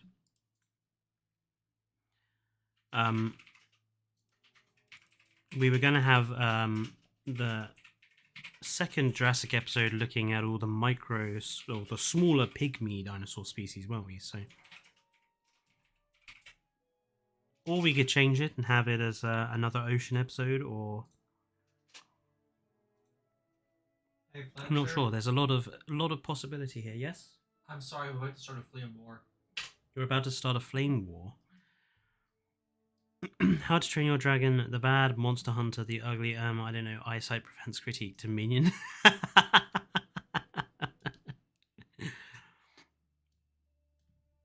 Yeah, the Monster Hunter movie is really bad. Like, it's not It's bad. It is bad, but it's not in a way that's likable or even a way that gets you angry. It's just a movie that kind of calls into question why it was ever made in the first place. Just an awful film. It'd be the best time to show the British Cetiosaurus for the mid-Jurassic episode. So that would be taking it away from the Hungarian animals. That who suggested that actually? It was quite a while ago. Fallen Kingdom and Dominion kind of sucked. Dominion didn't kind of suck. Dominion is by far one of the worst films I have ever watched.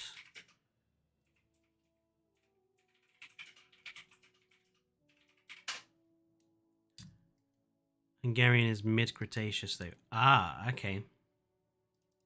So our mid-Jurassic episode we can do whatever. Hatyogopteryx is late Cretaceous, is it not? Clive the Dodo. Tell me what time period that's in.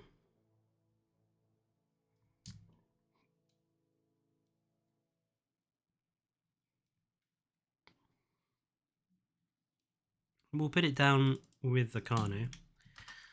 Hatyogopteryx, something along those lines. It's still better than the 2019 Godzilla movie. That one literally causes me pain when I watch it.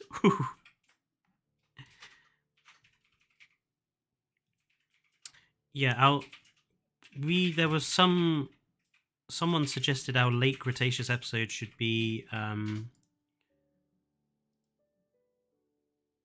focusing on all the African dinosaurs. So there might be some clashing here for the late Cretaceous episode. Can you add Castor Corda to the mid-Jurassic? What's Castor Corda? I've not heard of that, Sassy.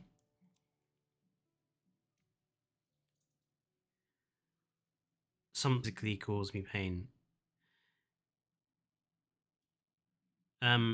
Dane still is annoyed with me for making him go to watch Dominion on his birthday.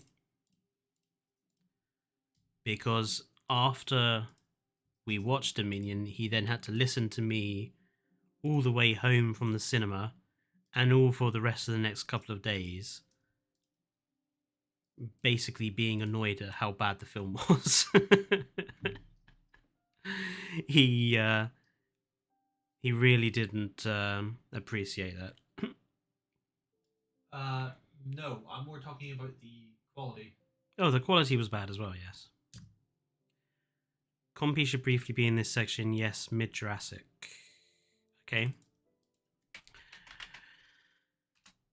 Compsognathus goes into our mid-Jurassic period.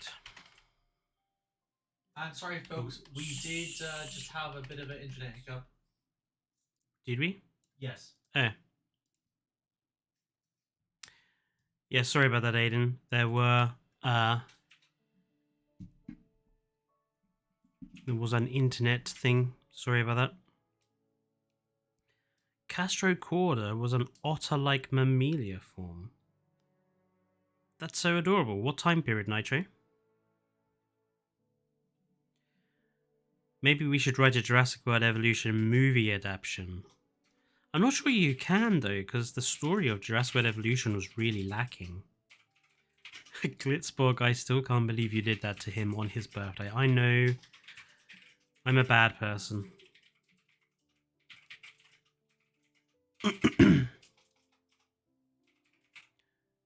See you later, Colt. Thank you for joining in. Castora Corda, it's a semi-aquatic that ate small invertebrates and fish. Righto. What time period? And they're still saying my mic is glitching out. Really? It's not for me. Let me just double check on OBS. No, it's fine for me on OBS. I'm not getting any problems here, so... To be fair, it actually never glitched for me. It just paused the stream. Mid-Jurassic. Oh, cool. So Storocoda.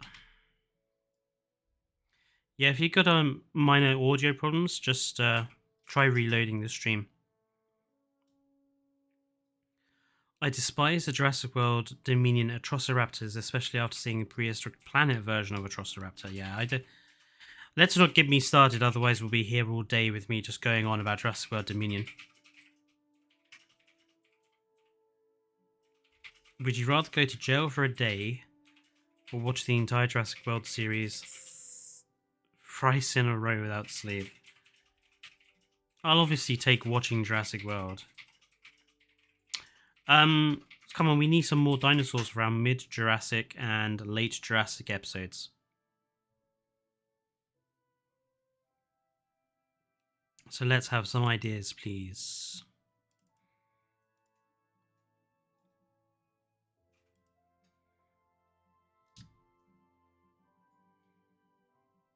Guanlong. Isn't Guanlong Cretaceous, Jurgen? No worries, Finley. Aloe, maybe.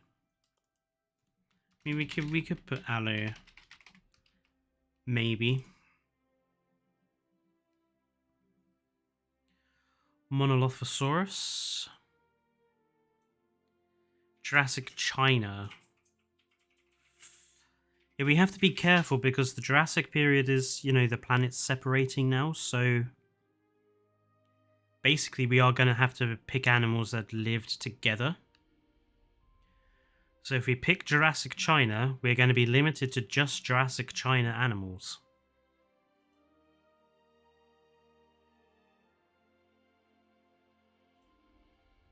Monolophosaurus is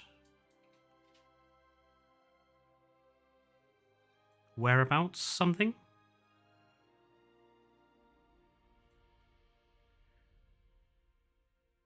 Lexovisaurus. You don't know that dinosaur, Dane. You just looked that one up, didn't you? Yes. You asked for ideas. I give you an idea. Okay, but we're gonna have to be picking dinosaurs from similar areas now. We can't just have random species. It's from England. So Lexo is another English animal. You need high social credit to be able to do Jurassic China. Ooh, something. Taking a shot at the Chinese system, eh? Nitro says, Castro Recorder is from the Middle Jurassic and I have a song from its Dinosaur Train episode stuck in my head now. Nitro, whereabouts in the Middle Jurassic, sort of whereabouts is it from? Because if we're going to have our giant mammalian otter thing, we're going to have to make sure there are other similar dinosaurs around it. Continuing the British dinosaurs, I guess we could add Megalosaurus, Iguanodon, Hyleosaurus to the mid-Jurassic roster with Cetiosaurus. I think Iguanodon is Cretaceous, but we could have our late Jurassic episode focus solely on Britain. But then we'd have to remove Cerato and Aloe. If you focus, you can use my one. Yangchungosaurus has pretty much never been in a show, true.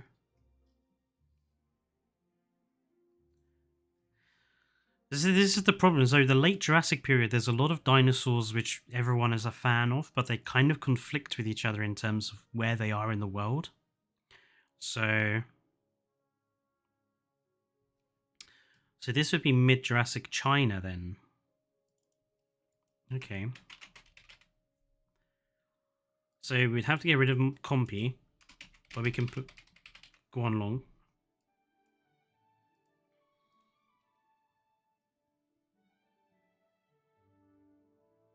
If Evo was still here, she would want Stego. Yeah, she would probably want Stego. But if we're going to do late Jurassic Britain, so we can do Baryonyx, we can have Lexovisaurus, Hyleosaurus, we can have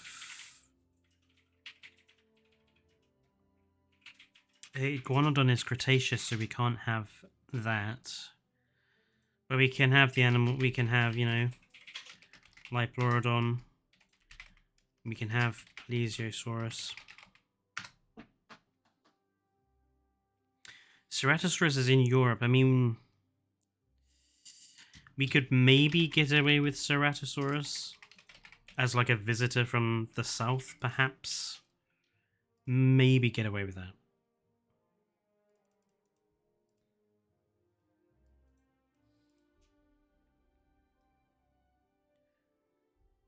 We need Stegosaurus to scale up. Well, Stegosaurus would be a completely different part of the planet, Caleb. So, if we're going to focus on Britain and Europe during the Jurassic, we can't have Stego. Oh, Neovenator. That's a good example as well. Neovenator.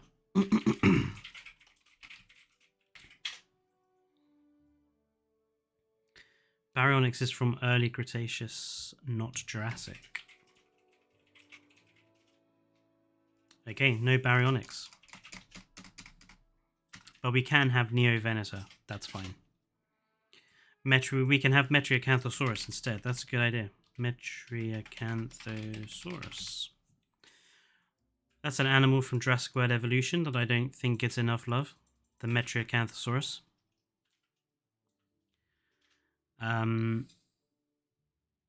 Were there any Stegosaurids in Jurassic Britain? Yeah, Lexovisaurus, apparently. Dimorphodon is from Britain as well. Yeah, we can have I think Dimorphodon is early Jurassic. So a replacement for Stego in late Jurassic Britain is Decentrus, yeah. Decentrarus. Yeah. That one always stumbles me up. Neovenator is Cretaceous. Is it? Damn. As is Baryonyx. Okay. Cetiosaurus then, perhaps. And maybe Decentrus. Dimorphodon is ugly. It is in the films. The Dimorphodon model in Jurassic World is really horrible. I absolutely hate it. Doesn't look a thing like how it should.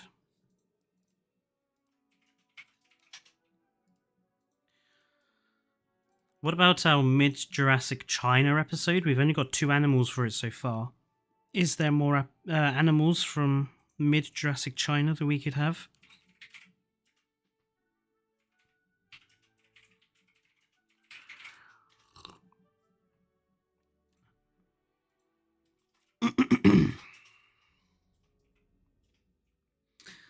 Memenchi. I thought Memenchi was Cretaceous period. Ah, Hyungosaurus, one of my favorite animals. Huangosaurus.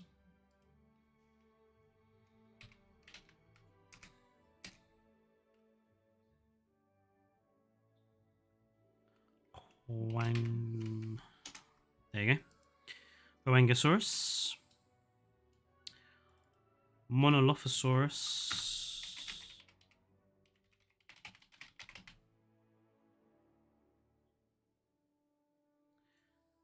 Chunkingosaurus. Torvosaurus. Yangchungosaurus.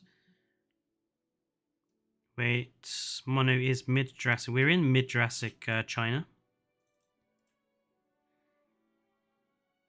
Memenchi is mid-Jurassic China as well. Okay, so we could have Memenchisaurus.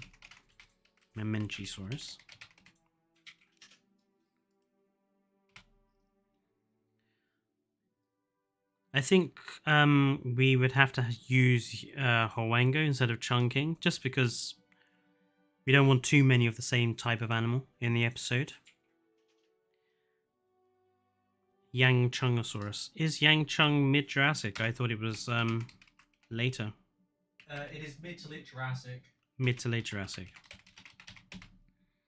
Okay, Yangchungosaurus in there then. I think that's a good mix of animals.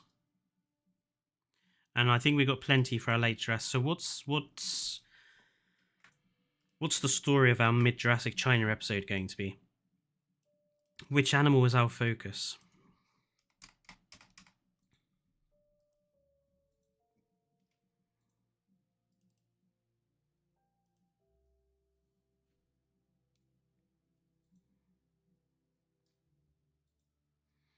What do you think this next DLC will have? We'll talk about that in a second. We'll have a bit of a discussion in a sec. So everyone wants Guanlong to be the focus of the episode. So Guanlong is our focus animal. Okay. What's the story going to be for this particular episode?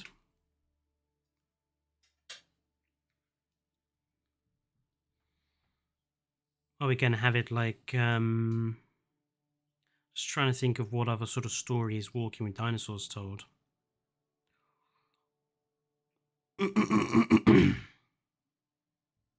Remember herbivores. This is a good point Cooper raises.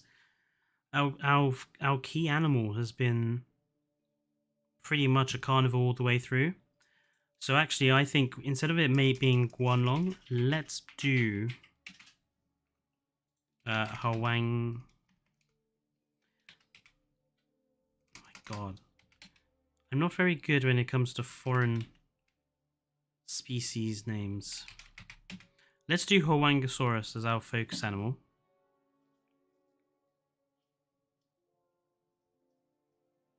Journey in search of a mate. No, migration episode. Migration episode of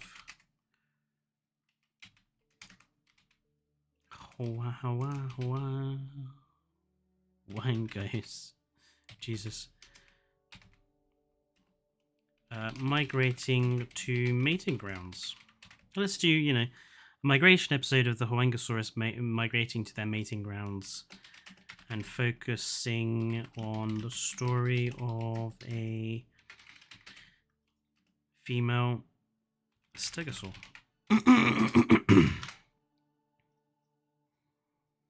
Hwango fending off a pack of Guanlong would be cool, so have a scene where a pack of Guanlong attack the herd and have to be fended off. Maybe the stegosaurs do a wagon circle like thing. My poor Microraptor. Sorry, Caleb. Could be a story in the migration with Memenchi with monos following picking of weaklings. We did change the focus dinosaur, Aiden, because all the other episodes are focused on a carnivore so far, so we've switched to a herbivore this time. Can be a battle between a Hwango and a Monolopha. Is that too much? I've seen where young one is the main threat being Yang Chungosaurus. I like the idea at the end of the episode. So, end of episode. Our female Hwango gets attacked by a Yang Chungo and has to fend him off. We could have the Yang Chungo appear earlier on as well. So, herd moves through an area where Memenchis are living, and we see a young Memenchi be brought down by a Yang Chungo. There you go.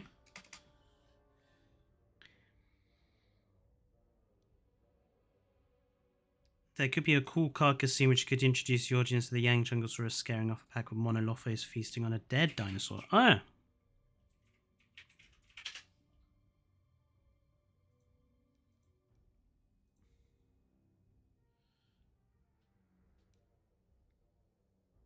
Okay, I like that idea. So we see a dead Memenchi being fed on by a group of Monolophosaurus, and a Yang Chungo scares them off. Do you have his fill? Are you off the bed? I was going to say I can barely stay awake right now. I can't eat anymore. Okay. I'm too tired. Could you do me a favor and pop that in I will do. in a box for me? Yeah. Thank you. No worries.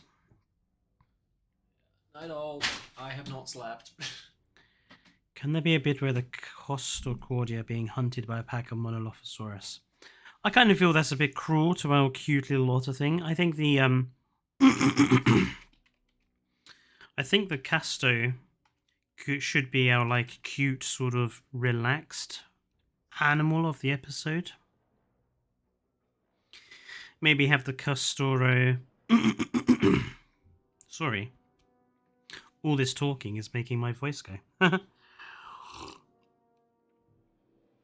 Otters are the absolute opposite of relax. Have you ever seen them sleeping on the surface of water with their little paws? They're so cute.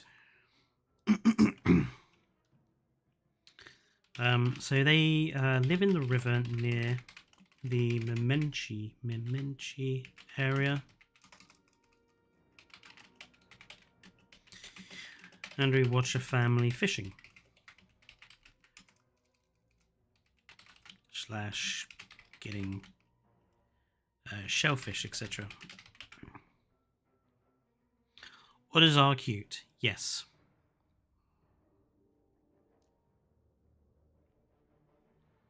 Microraptor does live in China.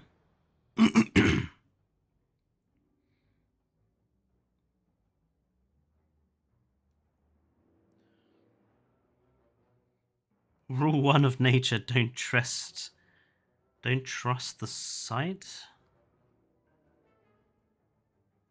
Oh, the cute, don't trust the cute. Yes.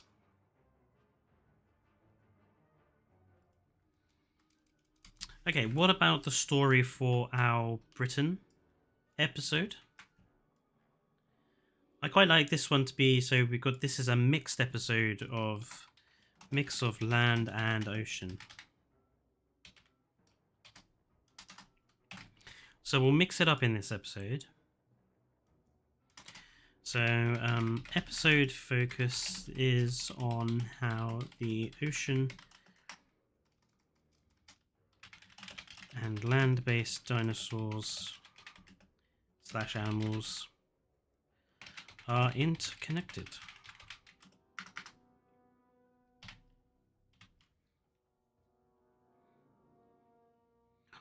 Chimps, otters, and dolphins are all evil. Dolphins can be, for sure.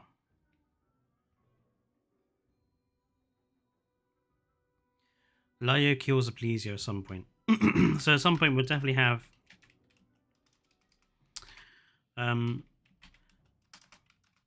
Lyo, oops.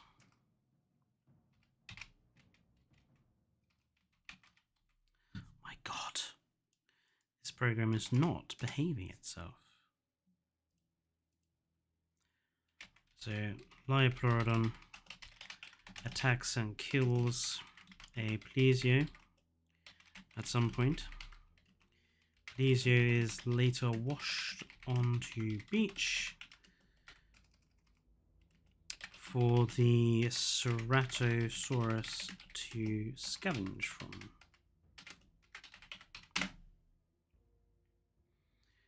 Could have a scene where Cerato swims in the ocean.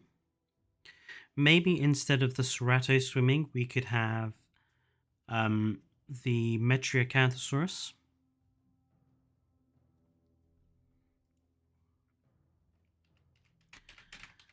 Episode starts with the Metria swimming between islands, looking for food.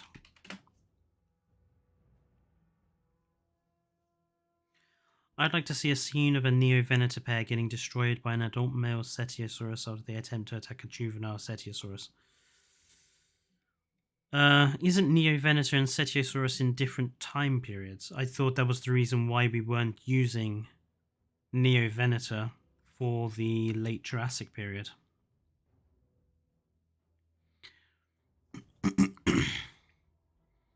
Prehistoric Planet, the watering hole scene from Camp Cretaceous.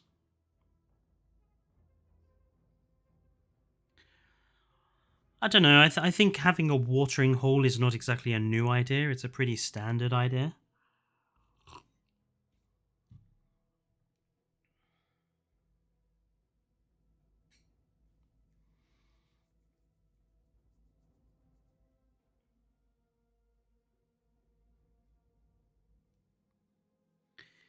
It's an ocean, where is the... It's an ocean, where is the hole? I think they were referring to the Prehistoric Planet episode, Cooper.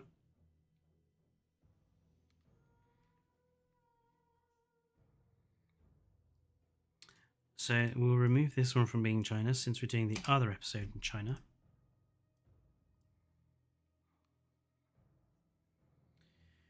The ocean is a hole of water. The ocean is a whole lot of water. That's certainly for sure, Sassy.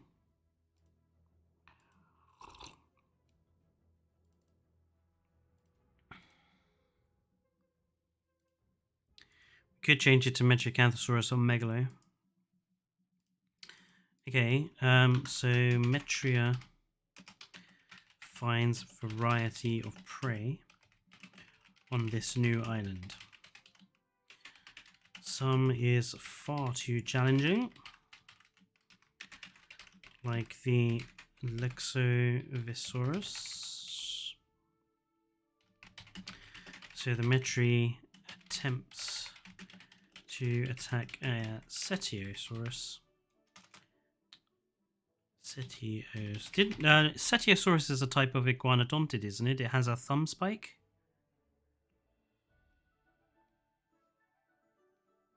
Add Minmai to episode 8. Yes. I was going to do that, wasn't it? Minmai. Oh, Cetiosaurus was a sauropod.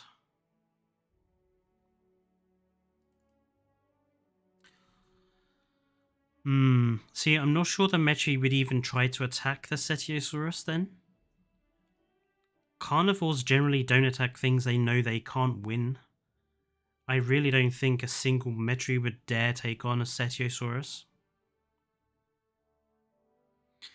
Can we give Decentris its time to shine, like having two males fighting for dominance and a female to mate with? Yeah, we could do that as a later scene. Later scene. Decentris males fighting one another for the attention of a female.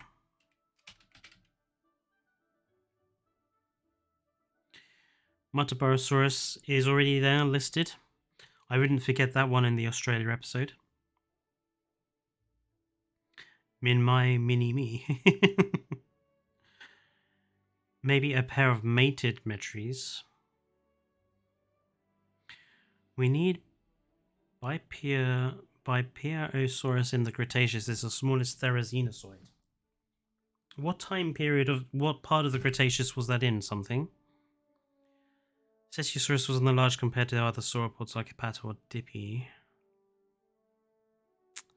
Hello Megatron. Also love that you're kind of redesigning Walking With Dinosaurs. Yeah, we doing a second season.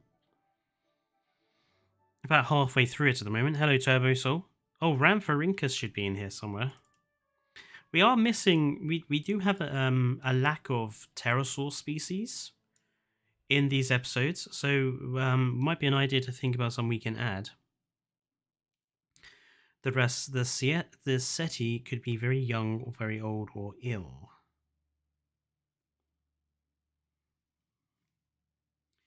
Attempts to attack a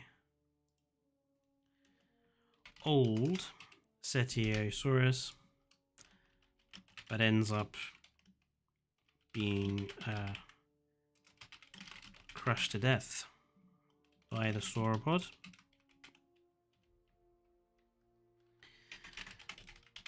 The dead Metri is fed upon by a flock of Rhamphorhynchus. There you go. There's our Rhamphorhynchus.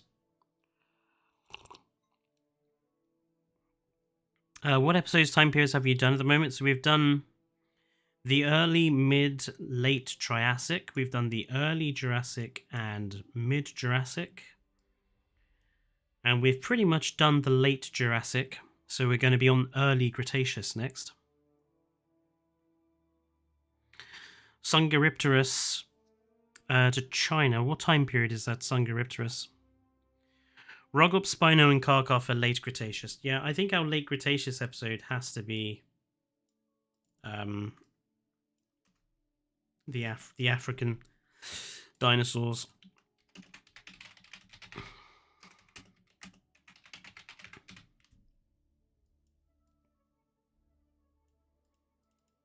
So let's have Spinosaurus, Carcharodontosaurus, Rogops, Oranosaurus.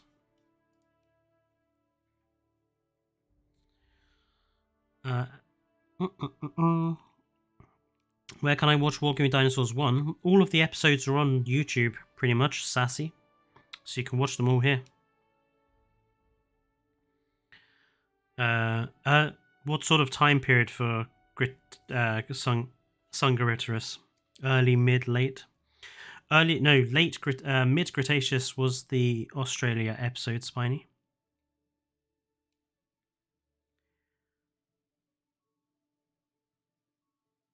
Bye-bye, Aiden. You could have a T-Rex reference in the late Cretaceous episode. Be quite difficult to do that if we're in a totally different part of the planet. Orono, Rogops, and Sugo did not live with Spino or Karkar. Ah, so we have a problem.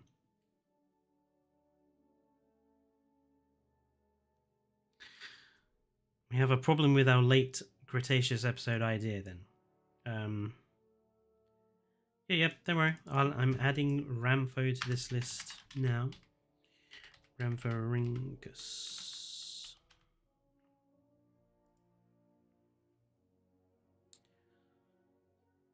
Neither did Sarko.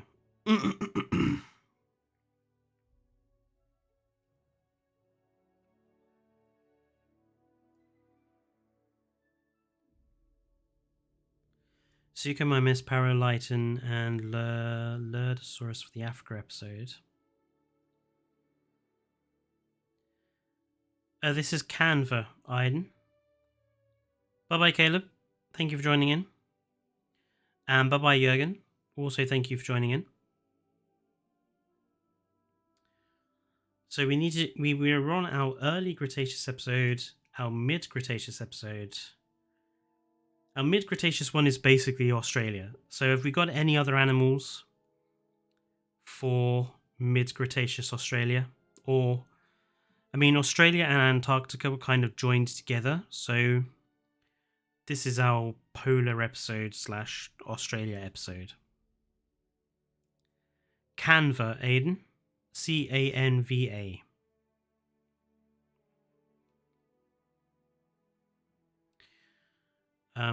Imperobeta says something. Is that for the Australia episode? Something?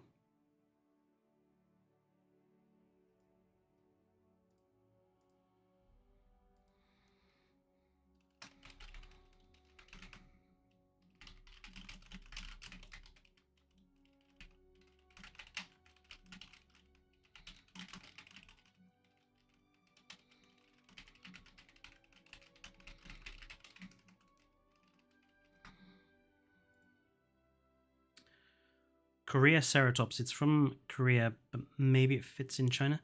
We've got a China heavy episode, so I think we don't need another episode in China. Morsonia would be good for the Africa episode if you're going to include fish. We'll have to have a look at the Africa episode because there are some species that don't fit together. So I'll have to think about that one. There could be a very interesting semi-aquatic battle between Suchomimus and Lurdosaurus in a small riverbed. Have a Sinoceratops somewhere. Sinoceratops is another China animal though, isn't it? This is what I mean about suggesting dinosaurs. It's okay, but we got to think about where in the world they're coming from. We can't just stick random dinosaurs all over the planet. We've got to think about what countries they're actually coming from. Are there any Australian pterosaurs? I'm sure there is an Australian pterosaur of some description. Okay, Sassy. Do you plan on doing this for Walking with Beasts and Walking Monsters? Probably not, Megatron. Just because a lot of Walking with Beasts and Walking Monsters would end up the same, pretty much. Whereas Walking with Dinosaurs, there was so much greater possibility of stuff they could do. Walking with Monsters, pretty much every time period, our episodes would be the same. We'd always have the giant bugs. We'd always have the Permian stuff. We'd always have the Cambrian stuff. Sucho, Rugops, Orano, Sarco, and Nigersaurus for Africa. Okay, so there's slightly different. So we'd have Sucho. Oops. So Suchomimus, Sarco, Suchus, and Nigersaurus. Okay, that works.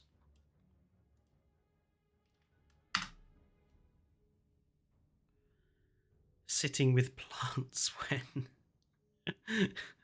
I don't know something. Sitting in a garden sounds pretty relaxing right now.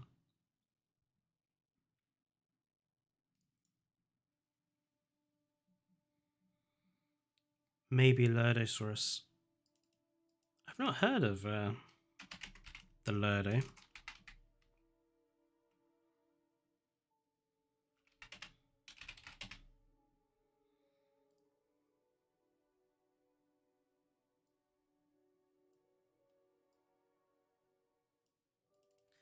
I suppose we could put in the Leleniasaura for our Australian episode.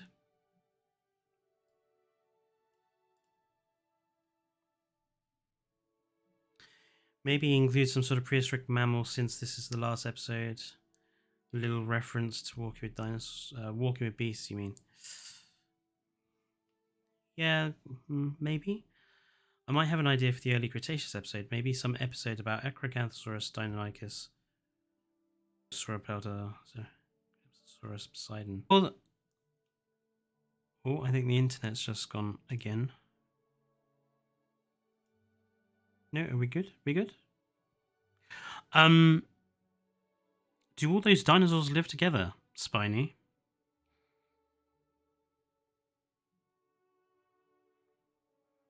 For the early Cretaceous episode?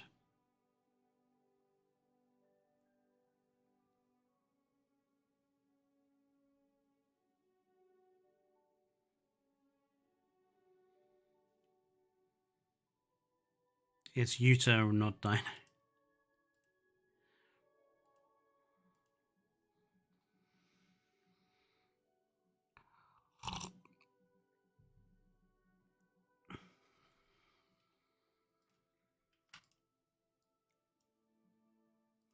They were all found in the same formation. Okay, that's good. So, oops. So Acrocanthosaurus.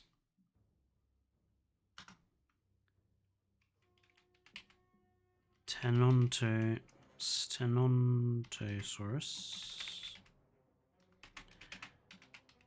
Sauropelta.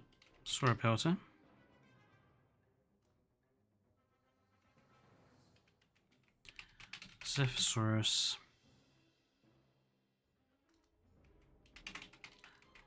Sauropside. Oops. I before he except Sauropside.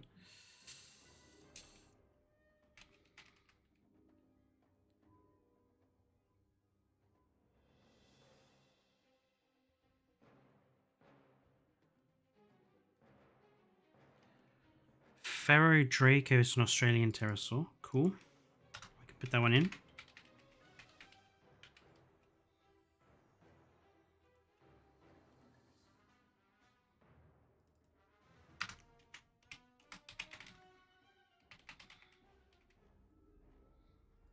I think we can have the Utahraptor in there.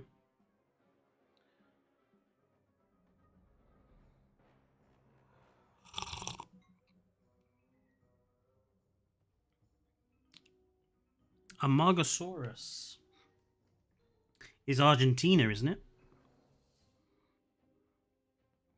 Hello, Liporod on the Dynaman. I don't know. When were you here from the start or not? Because if not, you've missed quite a bit.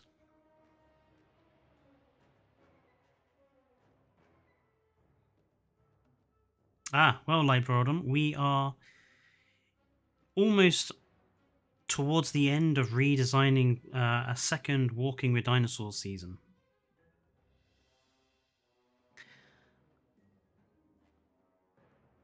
Where is this? Well, the early Cretaceous episode would be America, if we're sticking with Acro and Tentononto and Sauropeltra and stuff.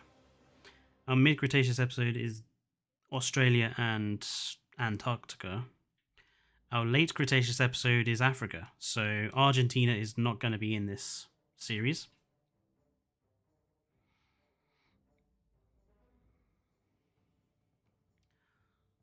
The Fire Brothers can't say Lioborodon correctly.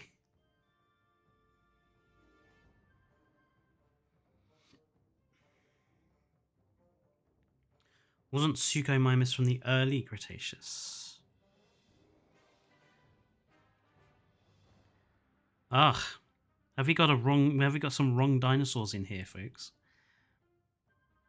People giving me random dinosaurs and not time periods. No, it's 13 million years younger than the Spino.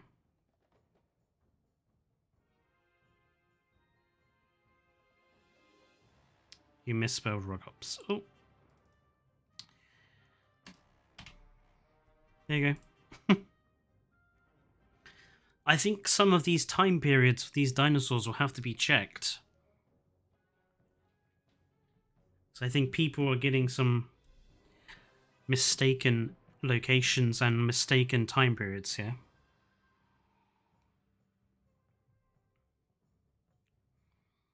I would check myself, but I don't want to mess up the stream at all.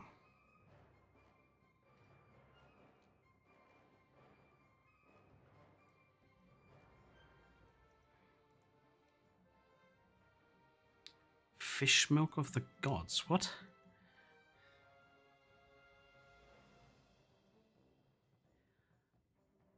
Okay then. Could you call a Utahraptor ready? Why would we name the dinosaurs? Dinosaurs didn't have names, so we wouldn't name dinosaurs in our Walking with Dinosaurs thing.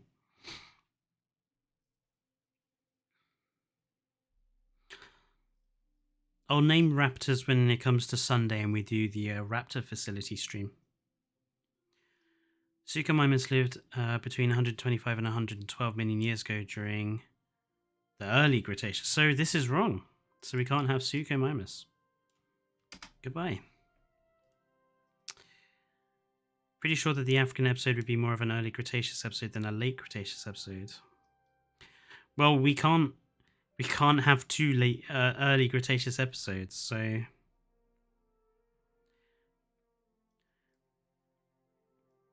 bro, Google lied to me. It said it lived 73 million years ago. Oh dear. I think we're learning that when it comes to dinosaurs, some people get their time periods mixed up.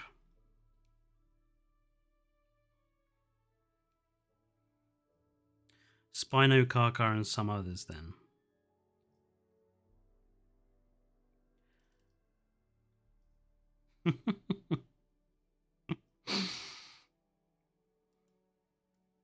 What are we going to have for the storyline of our Australian episode, since that's pretty nailed in?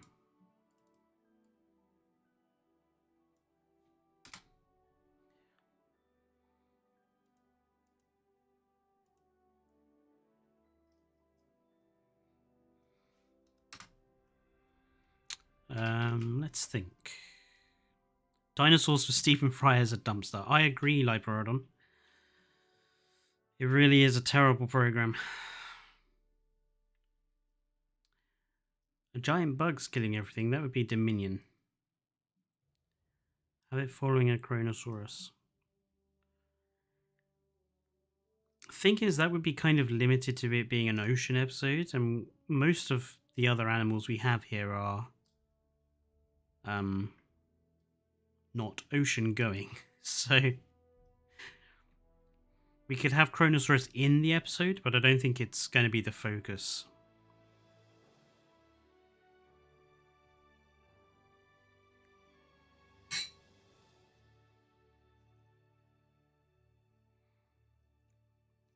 Maybe we could focus on the Ferrodraco instead. So this is our pterosaur episode.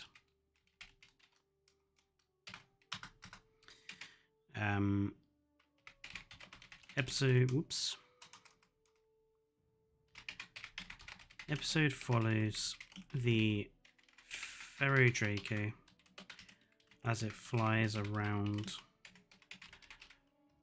Australia / Antarctica. God, I spelled that completely wrong. Antarctica. And the dinosaurs that exist here.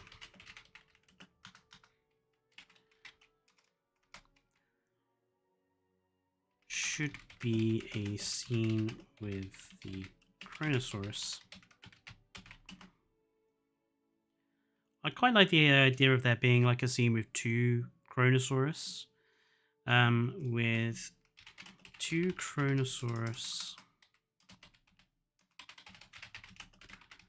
competing with each other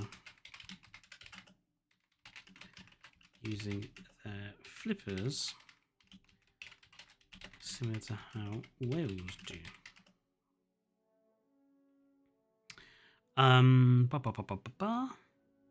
Main dino should be the Muttaburra.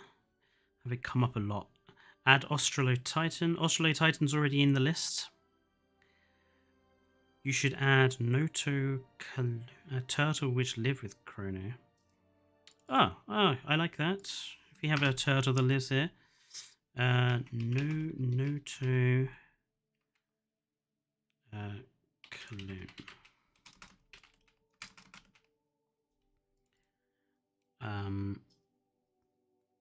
Have an Ornithochirus episode. So the Walking With Dinosaurs Ornithochirus is actually a Tropiognathus, not Ornithochirus.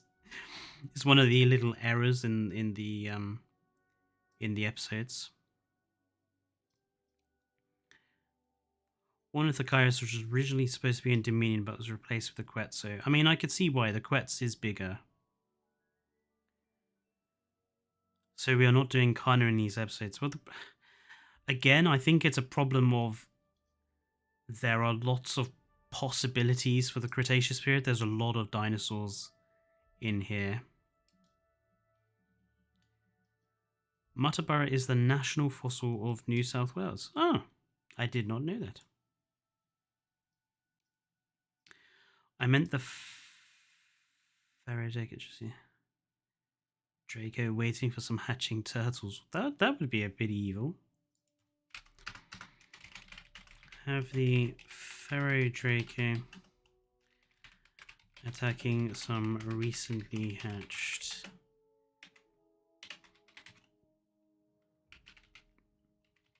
Noto Colone on a beach. Have a migrating herd of mutter being tracked by Australovenator.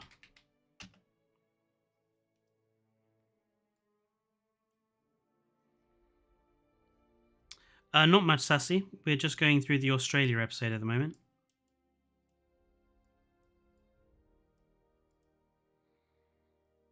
Acrocanthosaurus and Deinonychus coexisted last time I checked.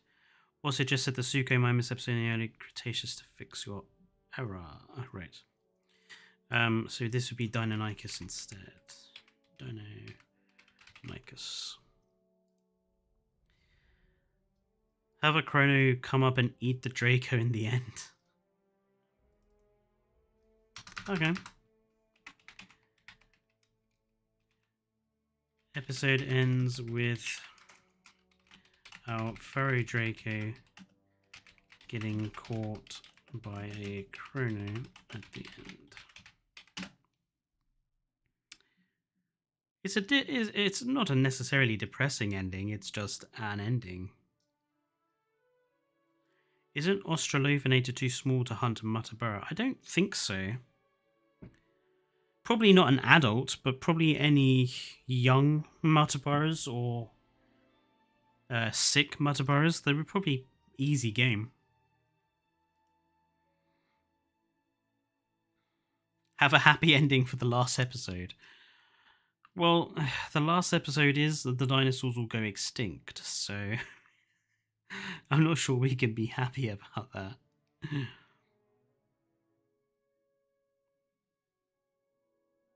Yeah, I mean, we'd probably have it, have the Australovenator kill a baby mutter.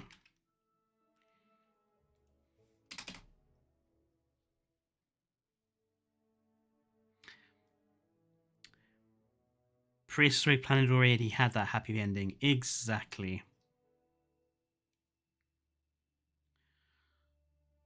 Microvenator could be in the early Cretaceous episode. It was a small... they lived alongside the rest of the early Cretaceous cast. Don't know what purpose it would serve, though. Yeah, I mean, I think our Australia episode is actually pretty...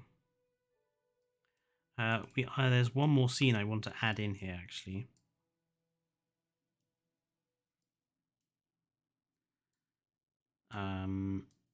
So...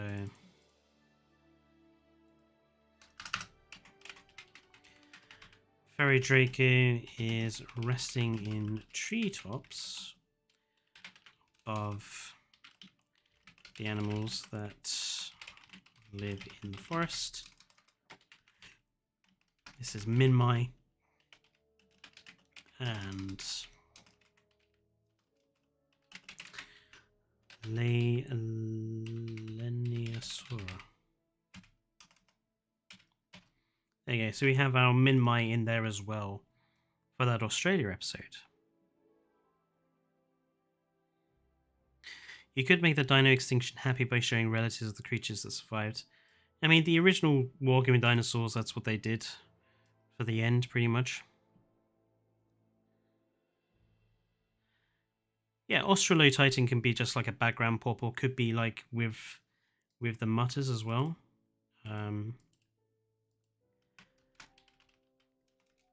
Include Australotitan here too. The Liopleurodon fossils that were found were thought to be juveniles, but they were eventually learned the juveniles were actually adults. Yep. The Walking With Dinosaurs Liopleurodon, it was based on very fragmentary evidence at the time. Minmai, my beloved. I mean, I think the age group is pretty much clearly defined by going with the traditional Walking With Dinosaurs style. I would say it's not a childish style of episode, so...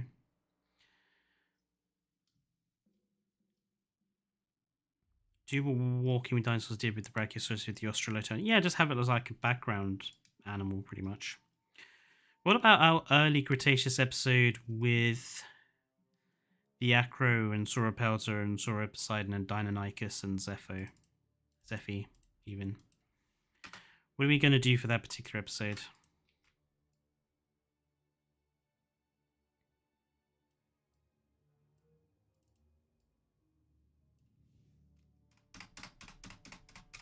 Mention Jurassic Park? No. We're not going to be mentioning Jurassic Park. I mean, that's something that Walking With Dinosaurs would never do. Unlike Prehistoric Planet with Stephen Fry, Walking With Dinosaurs was, stood on its own and didn't have to mention other stuff to get people's interest. Have it following a pack of Deinonychus. Tornado hits and it shows the aftermath and how the animals deal with it. The episode could be about the survival of the Zephysaurus.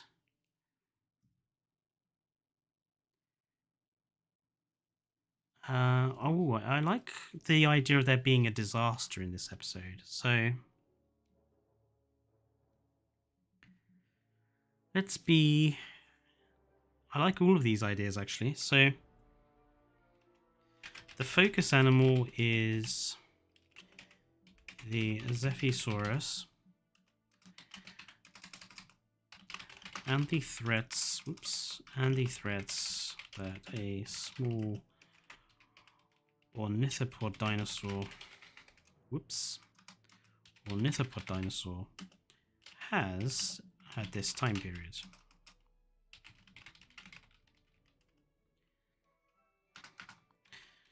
The Deinonychus pack, who I quite like the idea of watching like a big pack of Deinonychus take down a Sauroposeidon. Just like wearing it down over a period of hours until the sauropod goes down.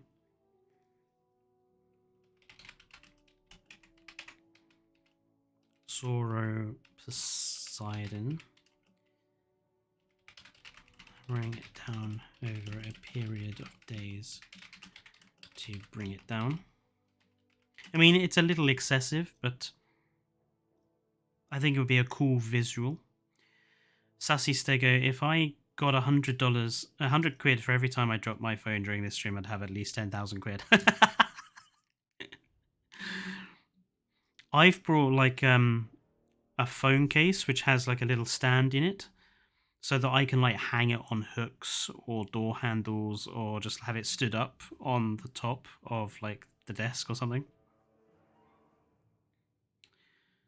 Acro mother raising a brood of chicks. Yes, let's have that.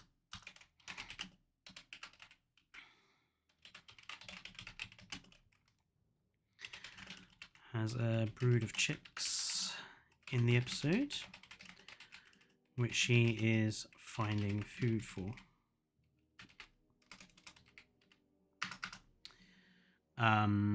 There could be a scene of where one of the Zephyros hides under a Sauropelta for protection from a pack of Deinonychus. I love that idea, Spiny.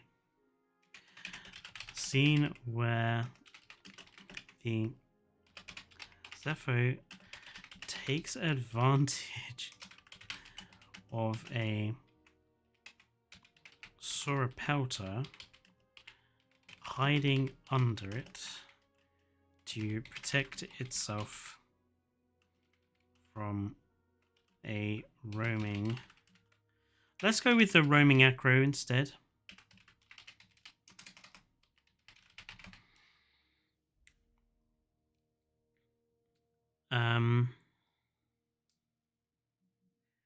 Are we going to make merchandise of this show? Well, obviously. We're going to have plenty of toys and stuff to sell. Spiny Games, the Sauroposeidon could be a juvenile, as it's the best way I can imagine it. Okay. Attack a juvie Sauroposeidon. Deinonychus were cannibalistic. They probably didn't hunt in packs. The Sauroposeidon is a bit much, says the Goodbye. I don't know. I think it's pretty much confirmed that Deinonychus hunted him. I think it's pretty much confirmed, isn't it? I thought they had evidence of them all fossilized together to indicate pack hunting. Maybe the starved acro mother trying to hunt a Poseidon.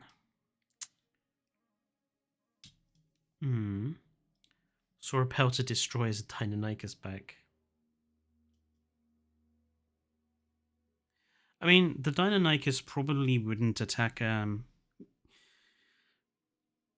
think that's one of the things about nature that people kind of get wrong when they're doing documentaries and stuff. Is that carnivores won't generally attack unless they know for certain that it's safe. It's only desperate carnivores try to bring something dangerous down. Carnivores will always go for the easiest option. I don't think Sauropelta is easy. It's covered in spikes and armor. The roaming acro, maybe, because a really big carnivore like that might try to take on a single Sauropelta. Deinonychus, I'm not sure on.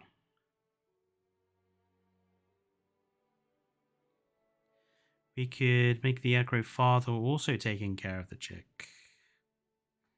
Oh, okay, so Acrocanthus, female and male, and Ruda chicks, which they are providing for. However, the family has not been very successful so far. A Deinonychus could hunt and catch one of the acro chicks. Ooh. A mob of raptors is more likely. The fossil raptors and Tenontos show so they eat each other, probably scavenged it. Ooh. I mean, I think the tornado coming through that we have in this episode would work quite well. Tornado eventually hits the area. Tornado kills several dinosaurs, which the acro family scavenge from, saving their lives. The Zephy has to survive, obviously. The Zephy survives this also.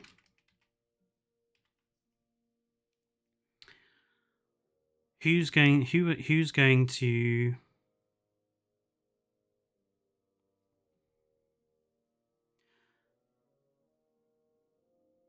in the end, the Acrocanthosaurus mother could be successful by taking down a Tenontosaurus, saving the lives of her chicks. Don't know, we've already got the Deinonychus attacking the Sauroposeidon, so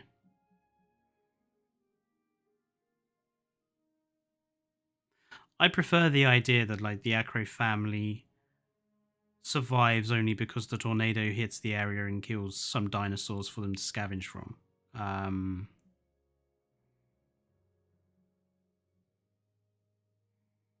Maybe the tornado will have killed off the Deinonychus pack. Kills off the Deinonychus pack. So the raptors are the losers of the episode. What's next after this? Prehistoric Park, renamed. Well, Prehistoric Park is in itself a TV show, like Prorodon. So they would also be copyrighted.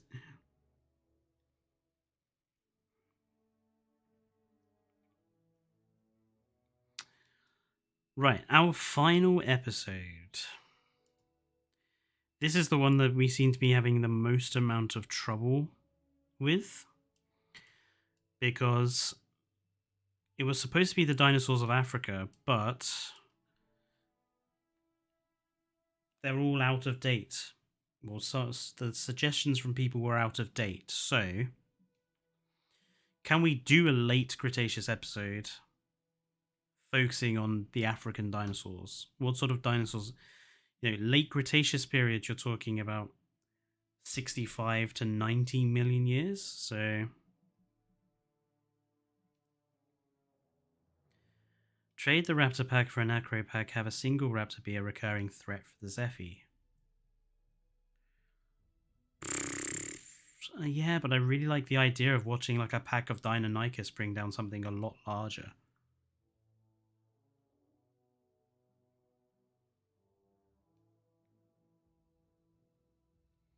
Most of the African dinosaurs we used lived in the early Cretaceous period. Right, okay.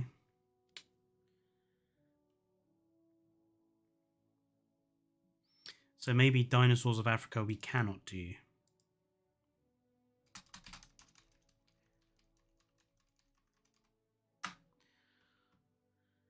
Maybe late Cretaceous could be about late Cretaceous Alaska, since most of the African dinosaurs are early Cretaceous.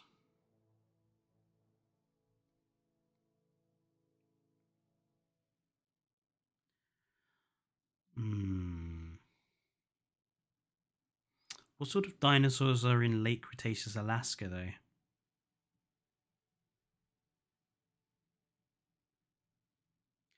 Being a Nucosaurus and Pachyrhinosaurus. But isn't that just copying prehistoric planet? Like, it would be good to do something different. Late Cretaceous North America would be pretty similar to Walking with Dinosaurs already.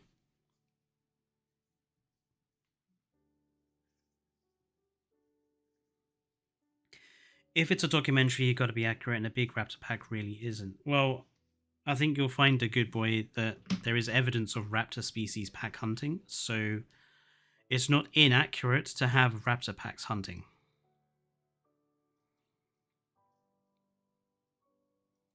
How about Hexagopteryx Island, Hexagopteryx, Margyrosaurus, etc. for the last episode? Late Cretaceous South America, that would basically be all the species from Argentina, pretty much. And goodbye, ECATs. Thank you for joining in.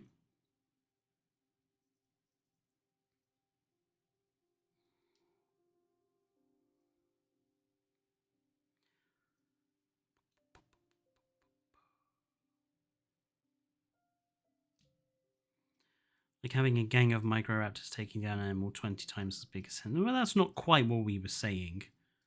No, a pack of 4 or 5 Deinonychus is not like a huge quantity. And a juvenile sauropod is not too huge. Let's do South. Oops.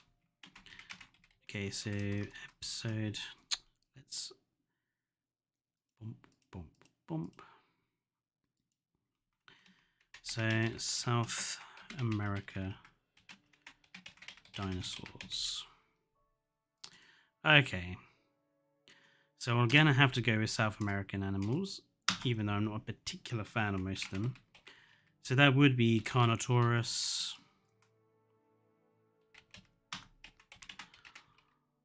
Argentinosaurus, Giganotosaurus. What else do we have there? When are you ending the stream? Time is it now? 9:15. I'll probably go until we have this episode written up, because my voice is not doing too great at the moment, and I will have to rest it before tomorrow's live stream. I feel South America is a better idea since it's kind of underrepresented. A bit. Argentina and Giga did not live together. Mapu did. Okay. So Mapusaurus instead then.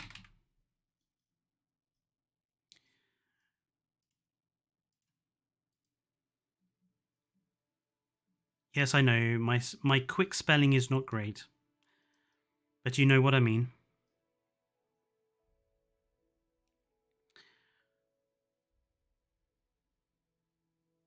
Yep, okay, so Argentinosaurus and Mapusaurus we can have together. think we should do Dreadnoughtus. Dread instead of Argentinosaurus. Okay. Dreadnoughtus. A future predator, not the mammoth. That's a primeval reference. I don't think Carnotaurus live with Mapu in Argentina, no.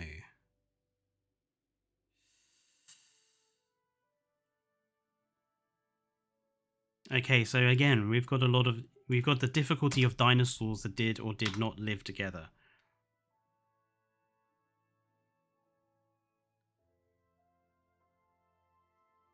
Okay, if we're going to use Dreadnoughtus, so we're only having stuff that's going to live alongside Dreadnoughtus. So we can have Marusaraptor.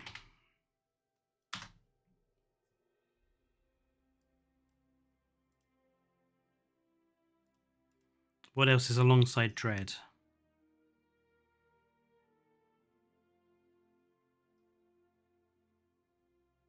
Mystery Ankylosaurid lived with the Dreadnoughtus.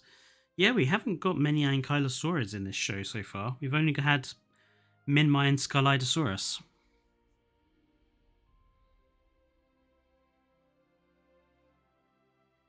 Depending on how you want to classify them. Puertosaurus lived with Dreadnoughtus, but I don't know if it should be added because we already have Dread.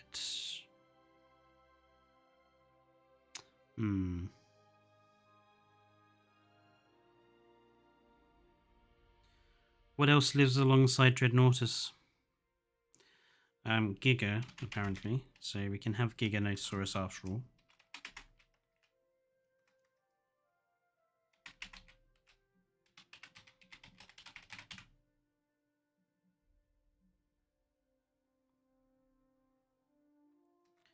Megaraptorian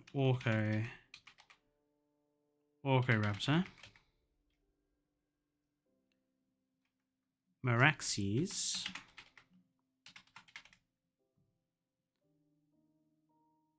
Oh, Orcoraptor, not Musraptor. Okay.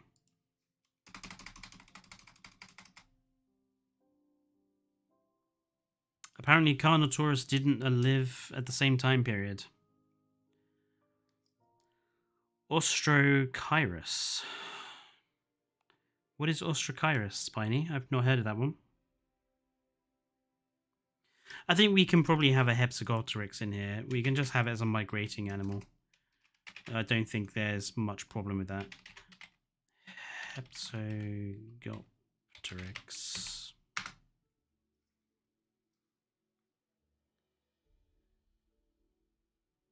Hate to be that guy, but Giga and Meraxes also didn't live with Dread. Crikey. Oh, no.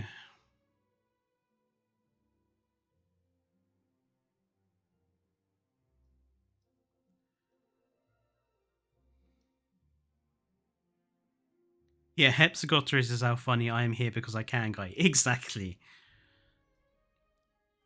So if we're going to have Dreadnoughtus, we cannot have Giga or Meraxes. Folks, come on, get your time periods correct. Scorpio Venator. Rob, is Scorpio Venator around South America at the same time as Dreadnoughtus? Ostrochirus could be with Dreadnoughtus and Oka. Right, okay, we can have Ostro.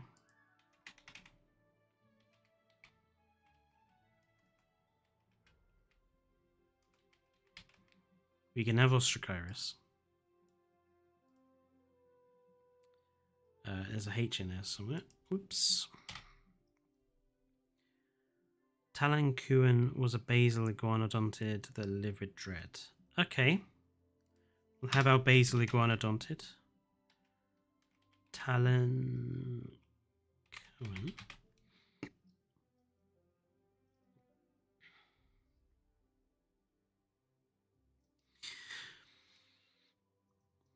Yeah, I mean, I would be suggesting that people do look in the check dinosaurs out from the same formation that Argentinosaurus or Scorpio Venator lived alongside each other. So we can't have Scorpio Venator then, since Argentinosaurus is not at the same time as Dreadnoughtus, apparently. Is the Talancuan not a terror bird? Oh dear. Is the Talancuan a terror bird?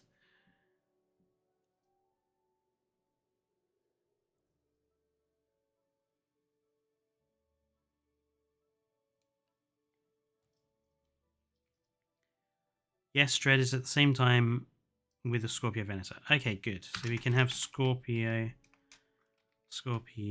Venator as well.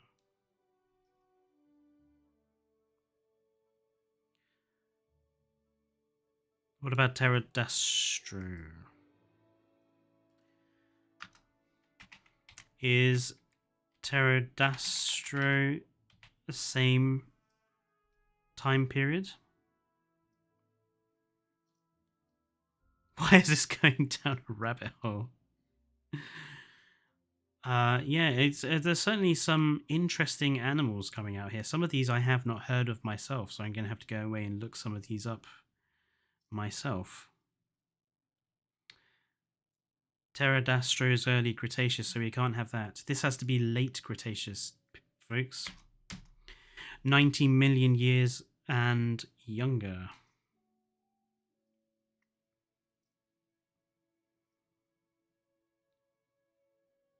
Maybe 100 if you want to push it.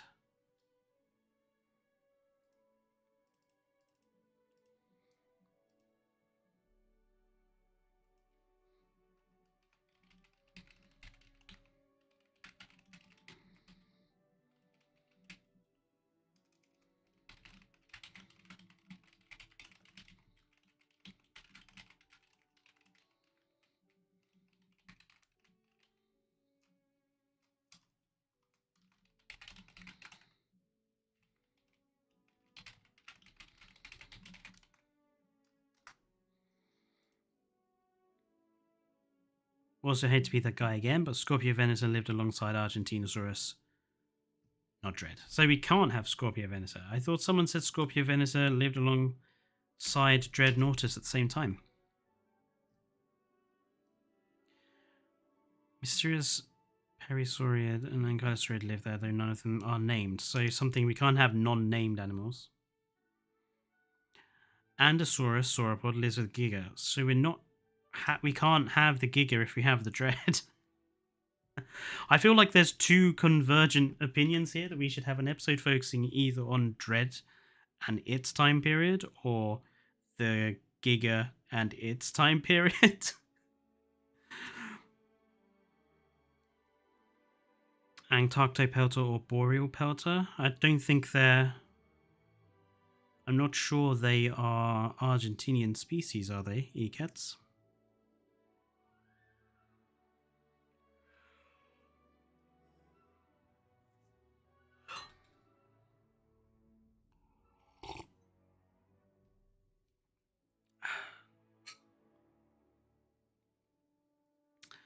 Antarctopelta is from Antarctica, yes, which, I mean, I suppose would fit in our mid-Cretaceous episode, but not necessarily our late Cretaceous one.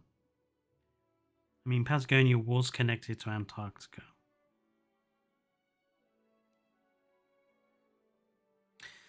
Why can't we have unnamed animals if other documentaries have unnamed animals? Pretty much everything on Walking with Dinosaurs was named in the episode something.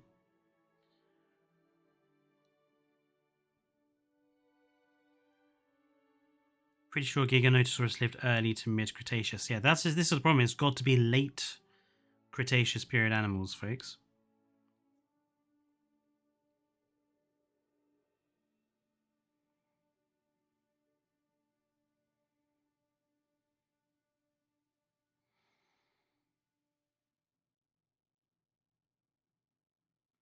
Yeah, I mean, non-named animals could be used, just not heavily or in the background for sure, but we're trying to decide on what are the actual named animals.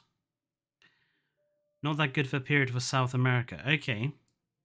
Then if we don't do late Cretaceous South America, what do we do instead?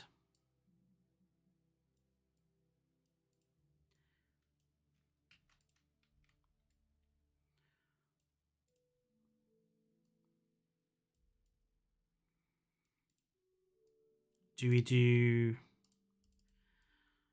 North America? But that would be a bit boring, because it'd just be the same stuff as the original show, wouldn't it?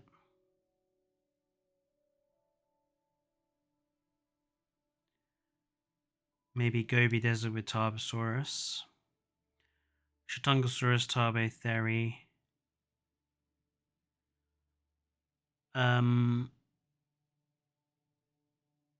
Okay, so late Cretaceous Asia.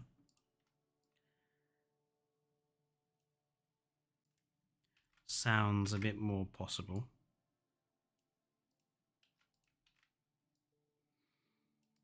So we could have Therizinosaurus. We can have the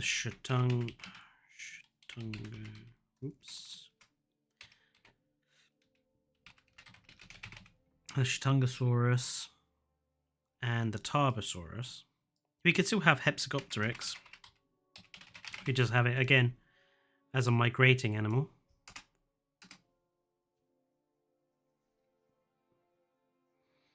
Koreaceratops.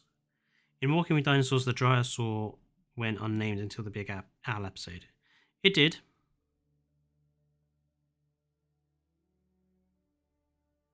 But he's one of the few that did, the good boy. Maybe we could have a late Cretaceous Sea episode with the mosasaurs and other things. See, I was thinking that's something. Tarchia could be included for Ankylosaur inclusion.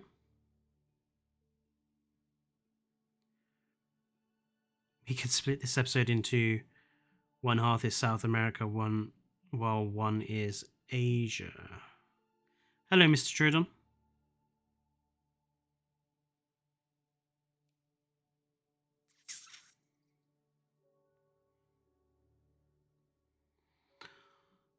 Saurolophus, Barspolidia, Mononychus, and Adosaurus live with these other dinosaurs too. Okay, so we do have a bit more cast for late Cretaceous Asia. But I do like the idea of there having some sea animals in here. So maybe we could do like an episode split. Maybe have the episode split 2 ways. And have a comparison between the Asian dinosaurs and the South American dinosaurs. And then we could have like the mosasaurs and stuff in the middle.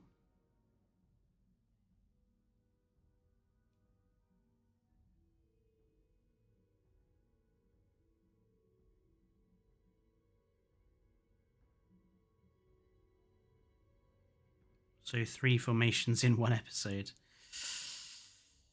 Yeah, it would get a bit messy. What if we just did the ocean / some land episode? What about what do we have to go on with that? So what if we did an ocean heavy episode?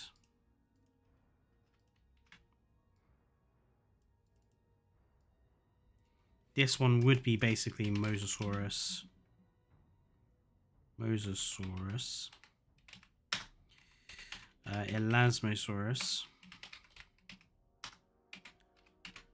Zyphactinus. Zyphactinus. We can have Hesperionis in here. And then we can have Tyrannosaurus.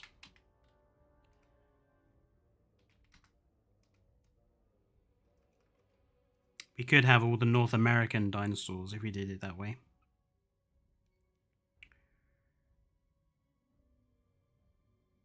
Okay, Spiny, thank you for joining in. See you tomorrow if you do pop in. See, Tarchia could go with the Asian one.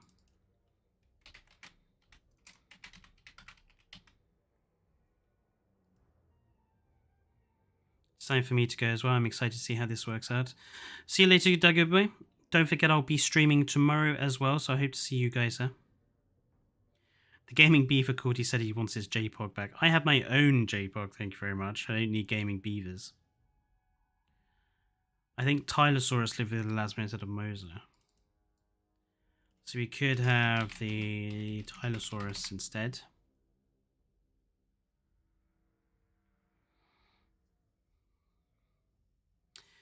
And then that late Cretaceous episode, we could also have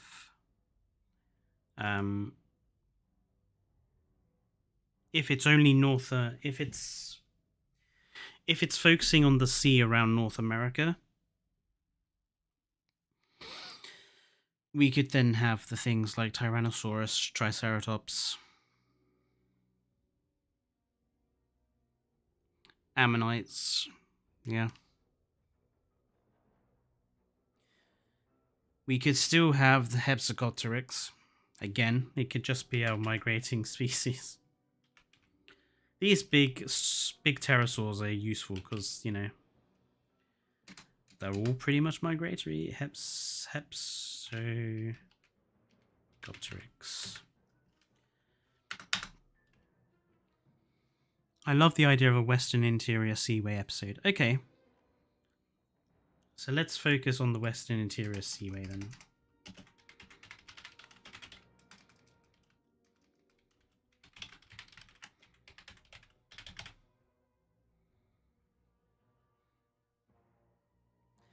Cave bears stand there.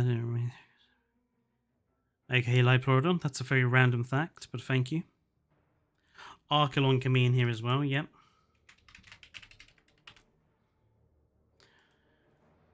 And should we have... I think we need to have Tyrannosaurus in here, just so that Walking with Dinosaurs can make up for the terrible Tyrannosaurus design that it had in the first Walking with Dinosaurs. We could have Tyrannosaurus and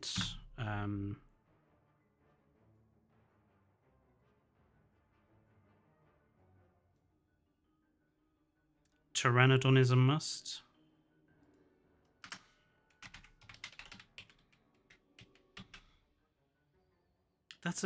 I'm preferring this cast to the other cast of that we kind of came up with. I think this Western Interior Seaway idea is much better than South America or Asia, actually.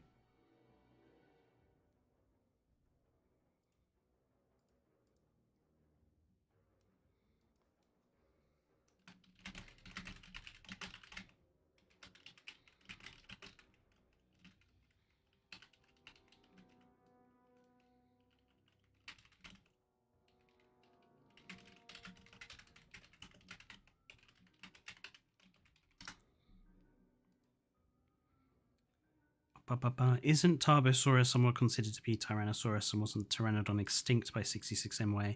Everything was extinct by 66 MYA, Liplorodon. Stop trying to troll us. Tarbosaurus is considered to be the Asian Tyrannosaurid. Yes. Dryptosaurus. It's a dinosaur I don't hear very often, Drypto.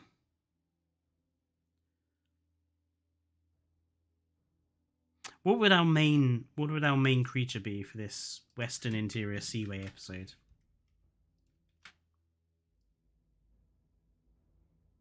What's our main dinosaur? Well, main animal.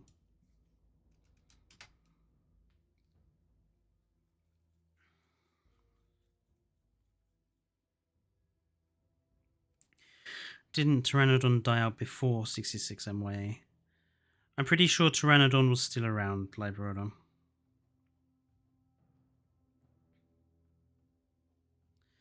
I hate to say it, but if we're going to focus on animals like Elasmo, Tylo, and Archelon, then Tyrannosaurus wouldn't be there. Okie dokie.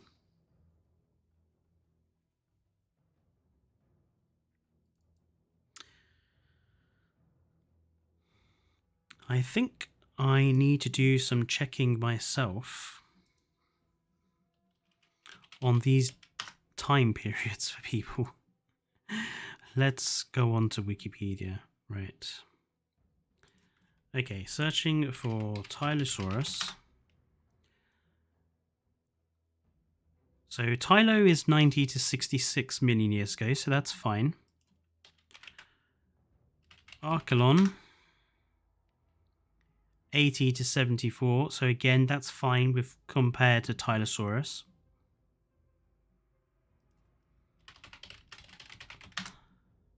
Tyrannosaurus is 68 to 66, so it wouldn't fit in for Archelon. Annoyingly. Archelon's already out of the fossil record by then.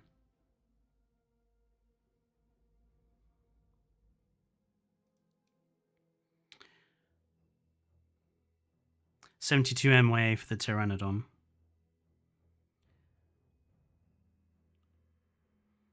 Focus on the Niobrara Formation of Kansas. It has all the animals you'd need. Okay, Megatron, since you're the expert, tell us about this formation.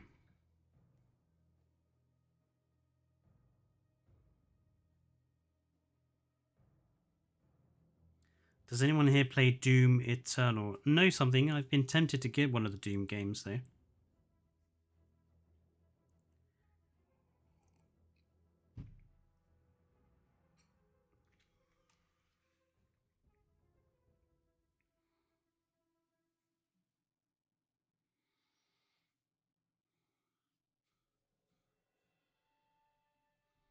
So we can have Tylo. We can have Archelon. Cannot have T-Rex.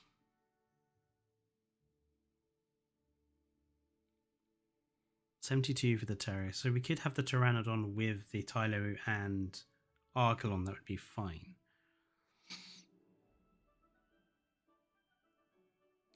JPOG deserves the love and fan base it has. Of course it does. In some respects, I still think it's better than Jurassic World Evolution.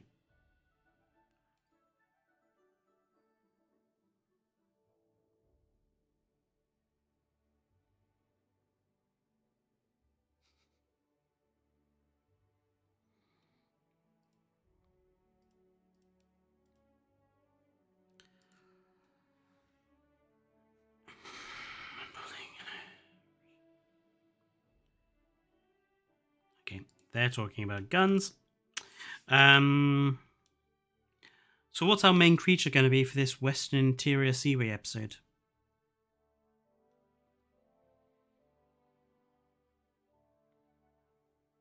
Probably the Tylo, I would think.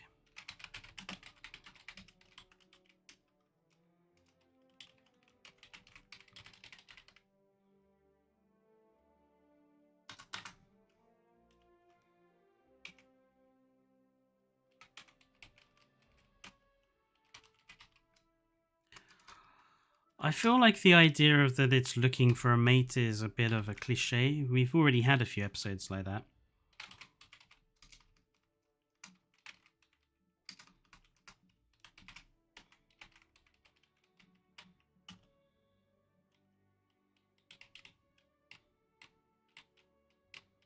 Tylo starts by nomming an Hesperionis.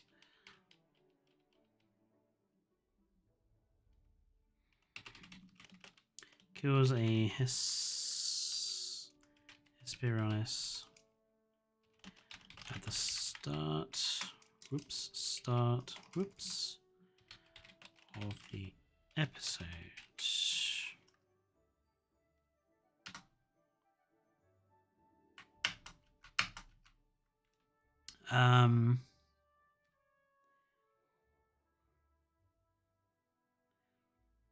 Yeah, the episode can just be about the seaway. The episode is just about the animals that live in this seaway.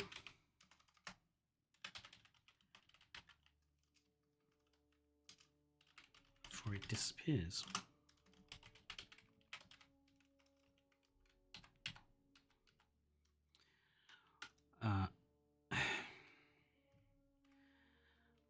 Oh, Liplorodon.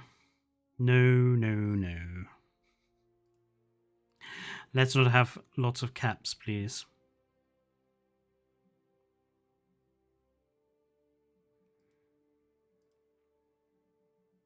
Are we doing this in JWE2? No. No, Mr. Druidon, I would not want to try and do this in JWE2. Firstly, because I think it'd be almost impossible to, because we don't have some of the animals. And, yeah. It would take so much recording of bits and bobs. Plus, I'm not any of the narrators we've chosen, so... We can make an orca penguin scene with the Tyler and Hesperion. Orca versus penguin.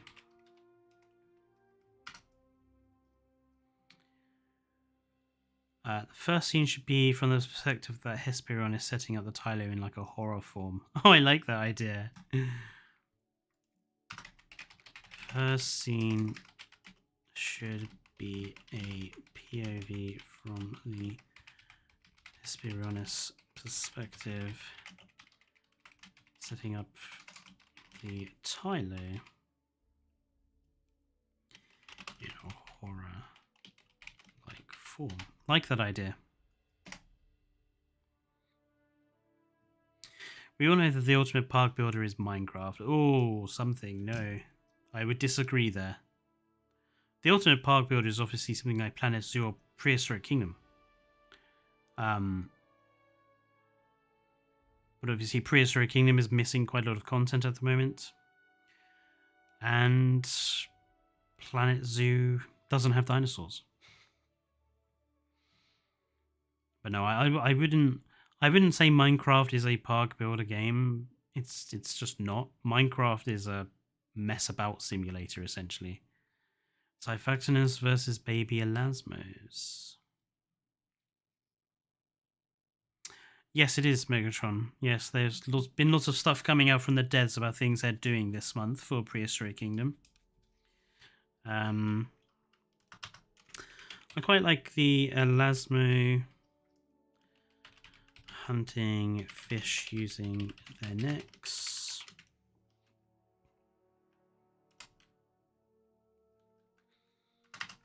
A young elasmo is killed by a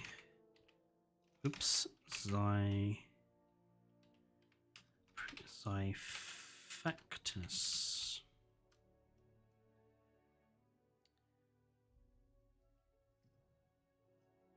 We've been waiting for swimming in JWE for 5 years now. Prehistoric Kingdom is getting swimming. Yeah, I mean, the addition of swimming to JWE would just require too much change to everything else. See you later, Sassies. Thank you for turning up. I hope to see you tomorrow. I'll be streaming from a little bit earlier. JW2, JPOG, and Prehistoric Kingdom are better than Jurassic World Evolution in every possible way. Yes, I would agree. The first Jurassic World Evolution was lazy. It was basically a beta for the second game that we were made to pay for.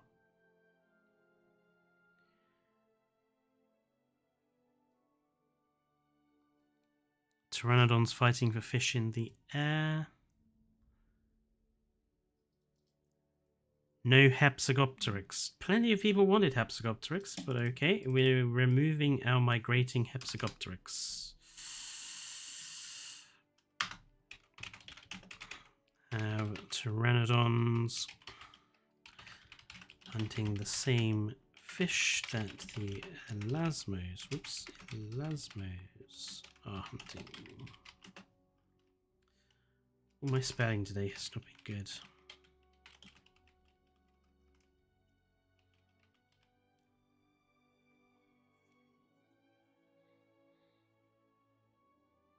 In that case, I had Quetzalcoatlus in the same continent. I mean, all of these big pterosaurs are pretty much assumed to be migratory, so it doesn't really matter if we use Quetz or Hapsagopteryx, to be honest. Maybe the Pteranodons could compete with some Geostone Berger if you want to increase the cast. I think we have a big enough cast for this episode, to be honest. Are recreating the episodes for Walking with Dinosaurs. And we're not recreating the episodes, Dorian. We are creating a second series. Yeah, see, Aiden, we decided we wouldn't do late Cretaceous South America, we're going to do the Western Interior Seaway instead. Simply because no one could agree on the dinosaurs because of time differences, basically. Dolly Corin Chop's dolphin scene. You might need to explain that one, E-Cats.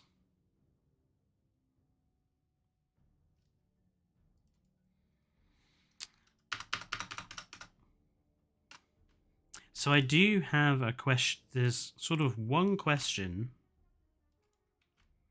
that needs to be answered about the final episode.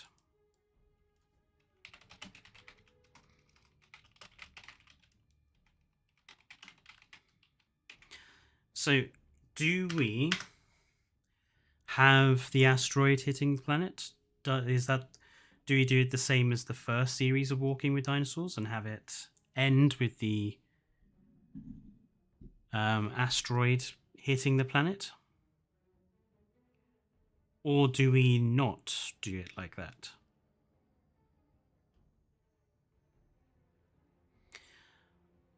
I think you actually need to explain to me, Cats, what Dolly Corin Chops are. I've never heard of them.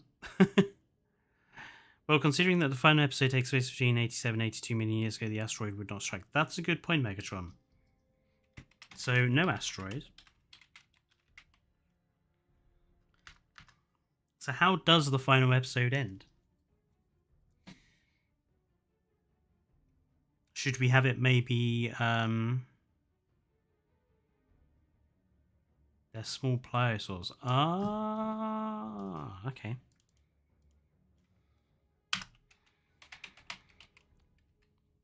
Dolly Corin Chops.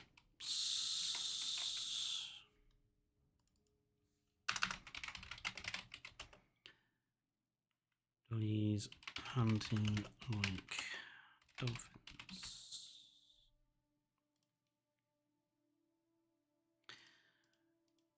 Have the final shot on a small mammal.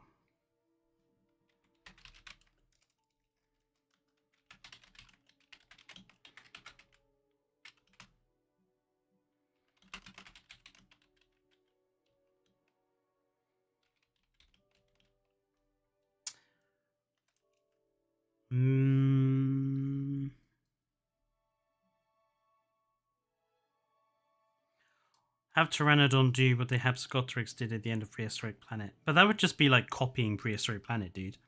We'd want to do something a bit different. I like the idea of the final shot focusing on a small mammal. Maybe we could have it sort of... maybe have it and Hesperionis scavenging from a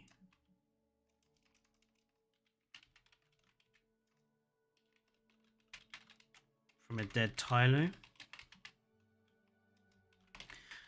reminding the audience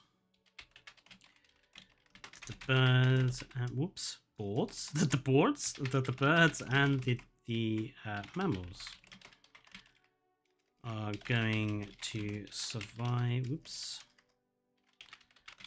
the extinction, while the reptiles the marine reptiles and the dinosaurs go extinct. I think that could work. Borg? Yeah. Nigel Marvin, life shall always and has always found a way. No, Liplorodon, you've got your people mixed up. That's great. See, I like the idea of indicating to the audience that birds and mammals are going to survive. And we don't have to end with that horrible asteroid impact.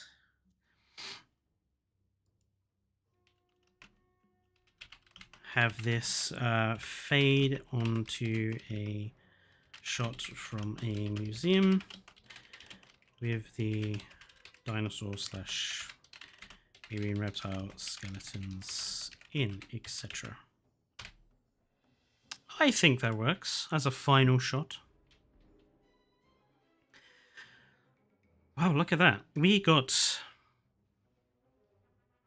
we got a huge amount. We got a huge amount written in and completed in this. You know, I'm fairly happy with. I'm fairly happy with all of these episodes. I think they all have really great ideas. I'm actually going to stop the music now, just because it's getting a little annoying and repetitive. But yeah, I think we all came up with some really good episodes. I really love the idea of a British-centric episode. And I really love the idea of a proper Australia episode. I love the idea of having Acrocanthosaurus in this. Also, really like the idea of having, like, you know, a Triassic era ocean episode with Symbospondylus. And having an episode that takes place before all of that, so we can have the Lystra and the Mesosuchus and Mantrops and all of the rest. And yeah, I think we've done some really good work, everybody. This will be what I'm going to do is it is saved, so that's good. It is saved in here so that we can just make sure it's not going to go anywhere, because what I might do is put this up somewhere, probably on the Triclaw Discord. So if anyone wants to have a look at it, they can. At some point, we need to carry on with this one. So this is our better Jurassic World or what we would want in Jurassic World Evolution 3. This one we need to carry on with, because we got a huge amount done here, but there's still quite a lot we needed to add. So at some point we'll carry on with this one. But for now, I want to say thank you to everybody who has joined in today. I know it's been a long stream. Tomorrow we will be doing War Thunder in the sort of early afternoon, and then there'll be an intermission, and then me and Dane will be back in the evening time to do some RPG for the King, which is kind of like a tabletop D&D-esque sort of thing. But we're going to be drinking while we're playing that, so it should be quite fun. I want to thank everyone for joining in. What do you think the next DLC will be? Oh yeah, I never answered that question, did I?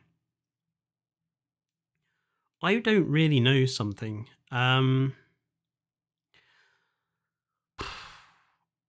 Obviously, it's got to be something related to the novel, but the novel... most of the novel stuff is in the game already, so I'm not sure how much more they could put in. You misspelled Dorlaicor and Ring. Oh well. In my opinion, it's going to be an early or late Jurassic pack. I mean, I would like to see a Triassic pack. That's what I would like to see. But I think it's more likely probably going to be some more late Jurassic period animals. Probably stuff that's not too interesting.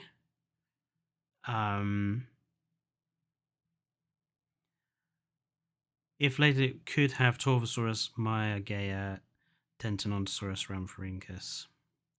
I would like to see them at least make sure we had a new aquatic and a new pterosaur. In terms of new aquatics, I still think Symbospondylus is a good possibility. So if they did a Triassic pack, we could have Symbospondylus, we could have Pitinosaurus, we could have Platyosaurus, and we could have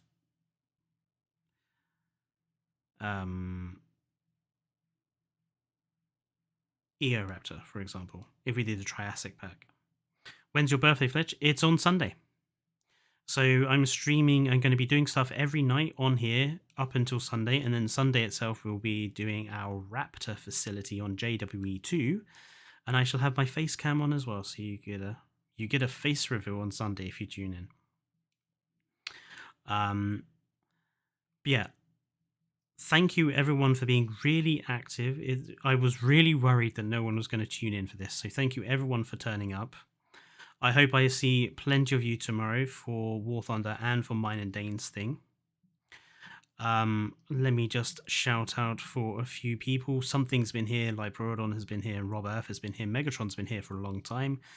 Darinosaurus, Glitzborg, How Maya was here for a long time, Ecats has been here for a long time, Jurgen's been here, Aiden's been here, Evolution Square was here earlier on as well. Blimey, we had so many people. Spiny Games, The Good Boy, Mr. Truodon as well. So many people. The chat today has been really busy. Finley Scott's been here as well. If I miss anyone, sorry, but thank you everyone for tuning in. Go and enjoy your studying of Rome, something. Hello, Barger53, you just joined in right at the very end. Maybe go back to the beginning of the stream and give it a watch in a minute when I end it. And I will see you guys tomorrow. For now, enjoy the rest of your nights, everybody. Stay safe and goodbye.